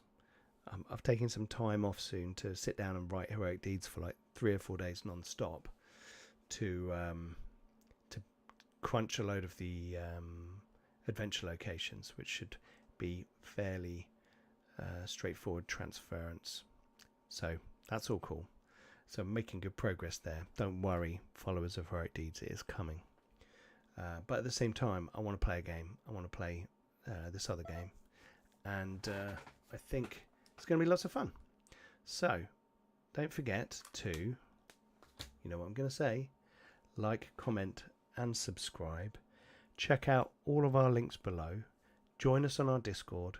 We've got loads of people having lots of fun, talking about role-playing games and lots of other things. Check out the Darrington Press Discord as well. There's a really cool community over there already talking about this game and others. I'm more worried about this than hearing about anything else. And check us out on Patreon. There's loads of stuff on there already. There's going to be more stuff. I get the rumblings of Gartopia in my belly every now and then. Maybe all these things I'm producing should fall into some sort of formalized PDF format, but I will resist that for now and just try and share content with our patrons, our lovely patrons who support us. So thank you very much. And yeah, hopefully everyone will enjoy the rest of their weekend. And hopefully everyone's got some gaming going on this weekend. If not, why not? Anyway, thank you very much for watching. I'm Pete, and see you soon, and happy gaming, everybody.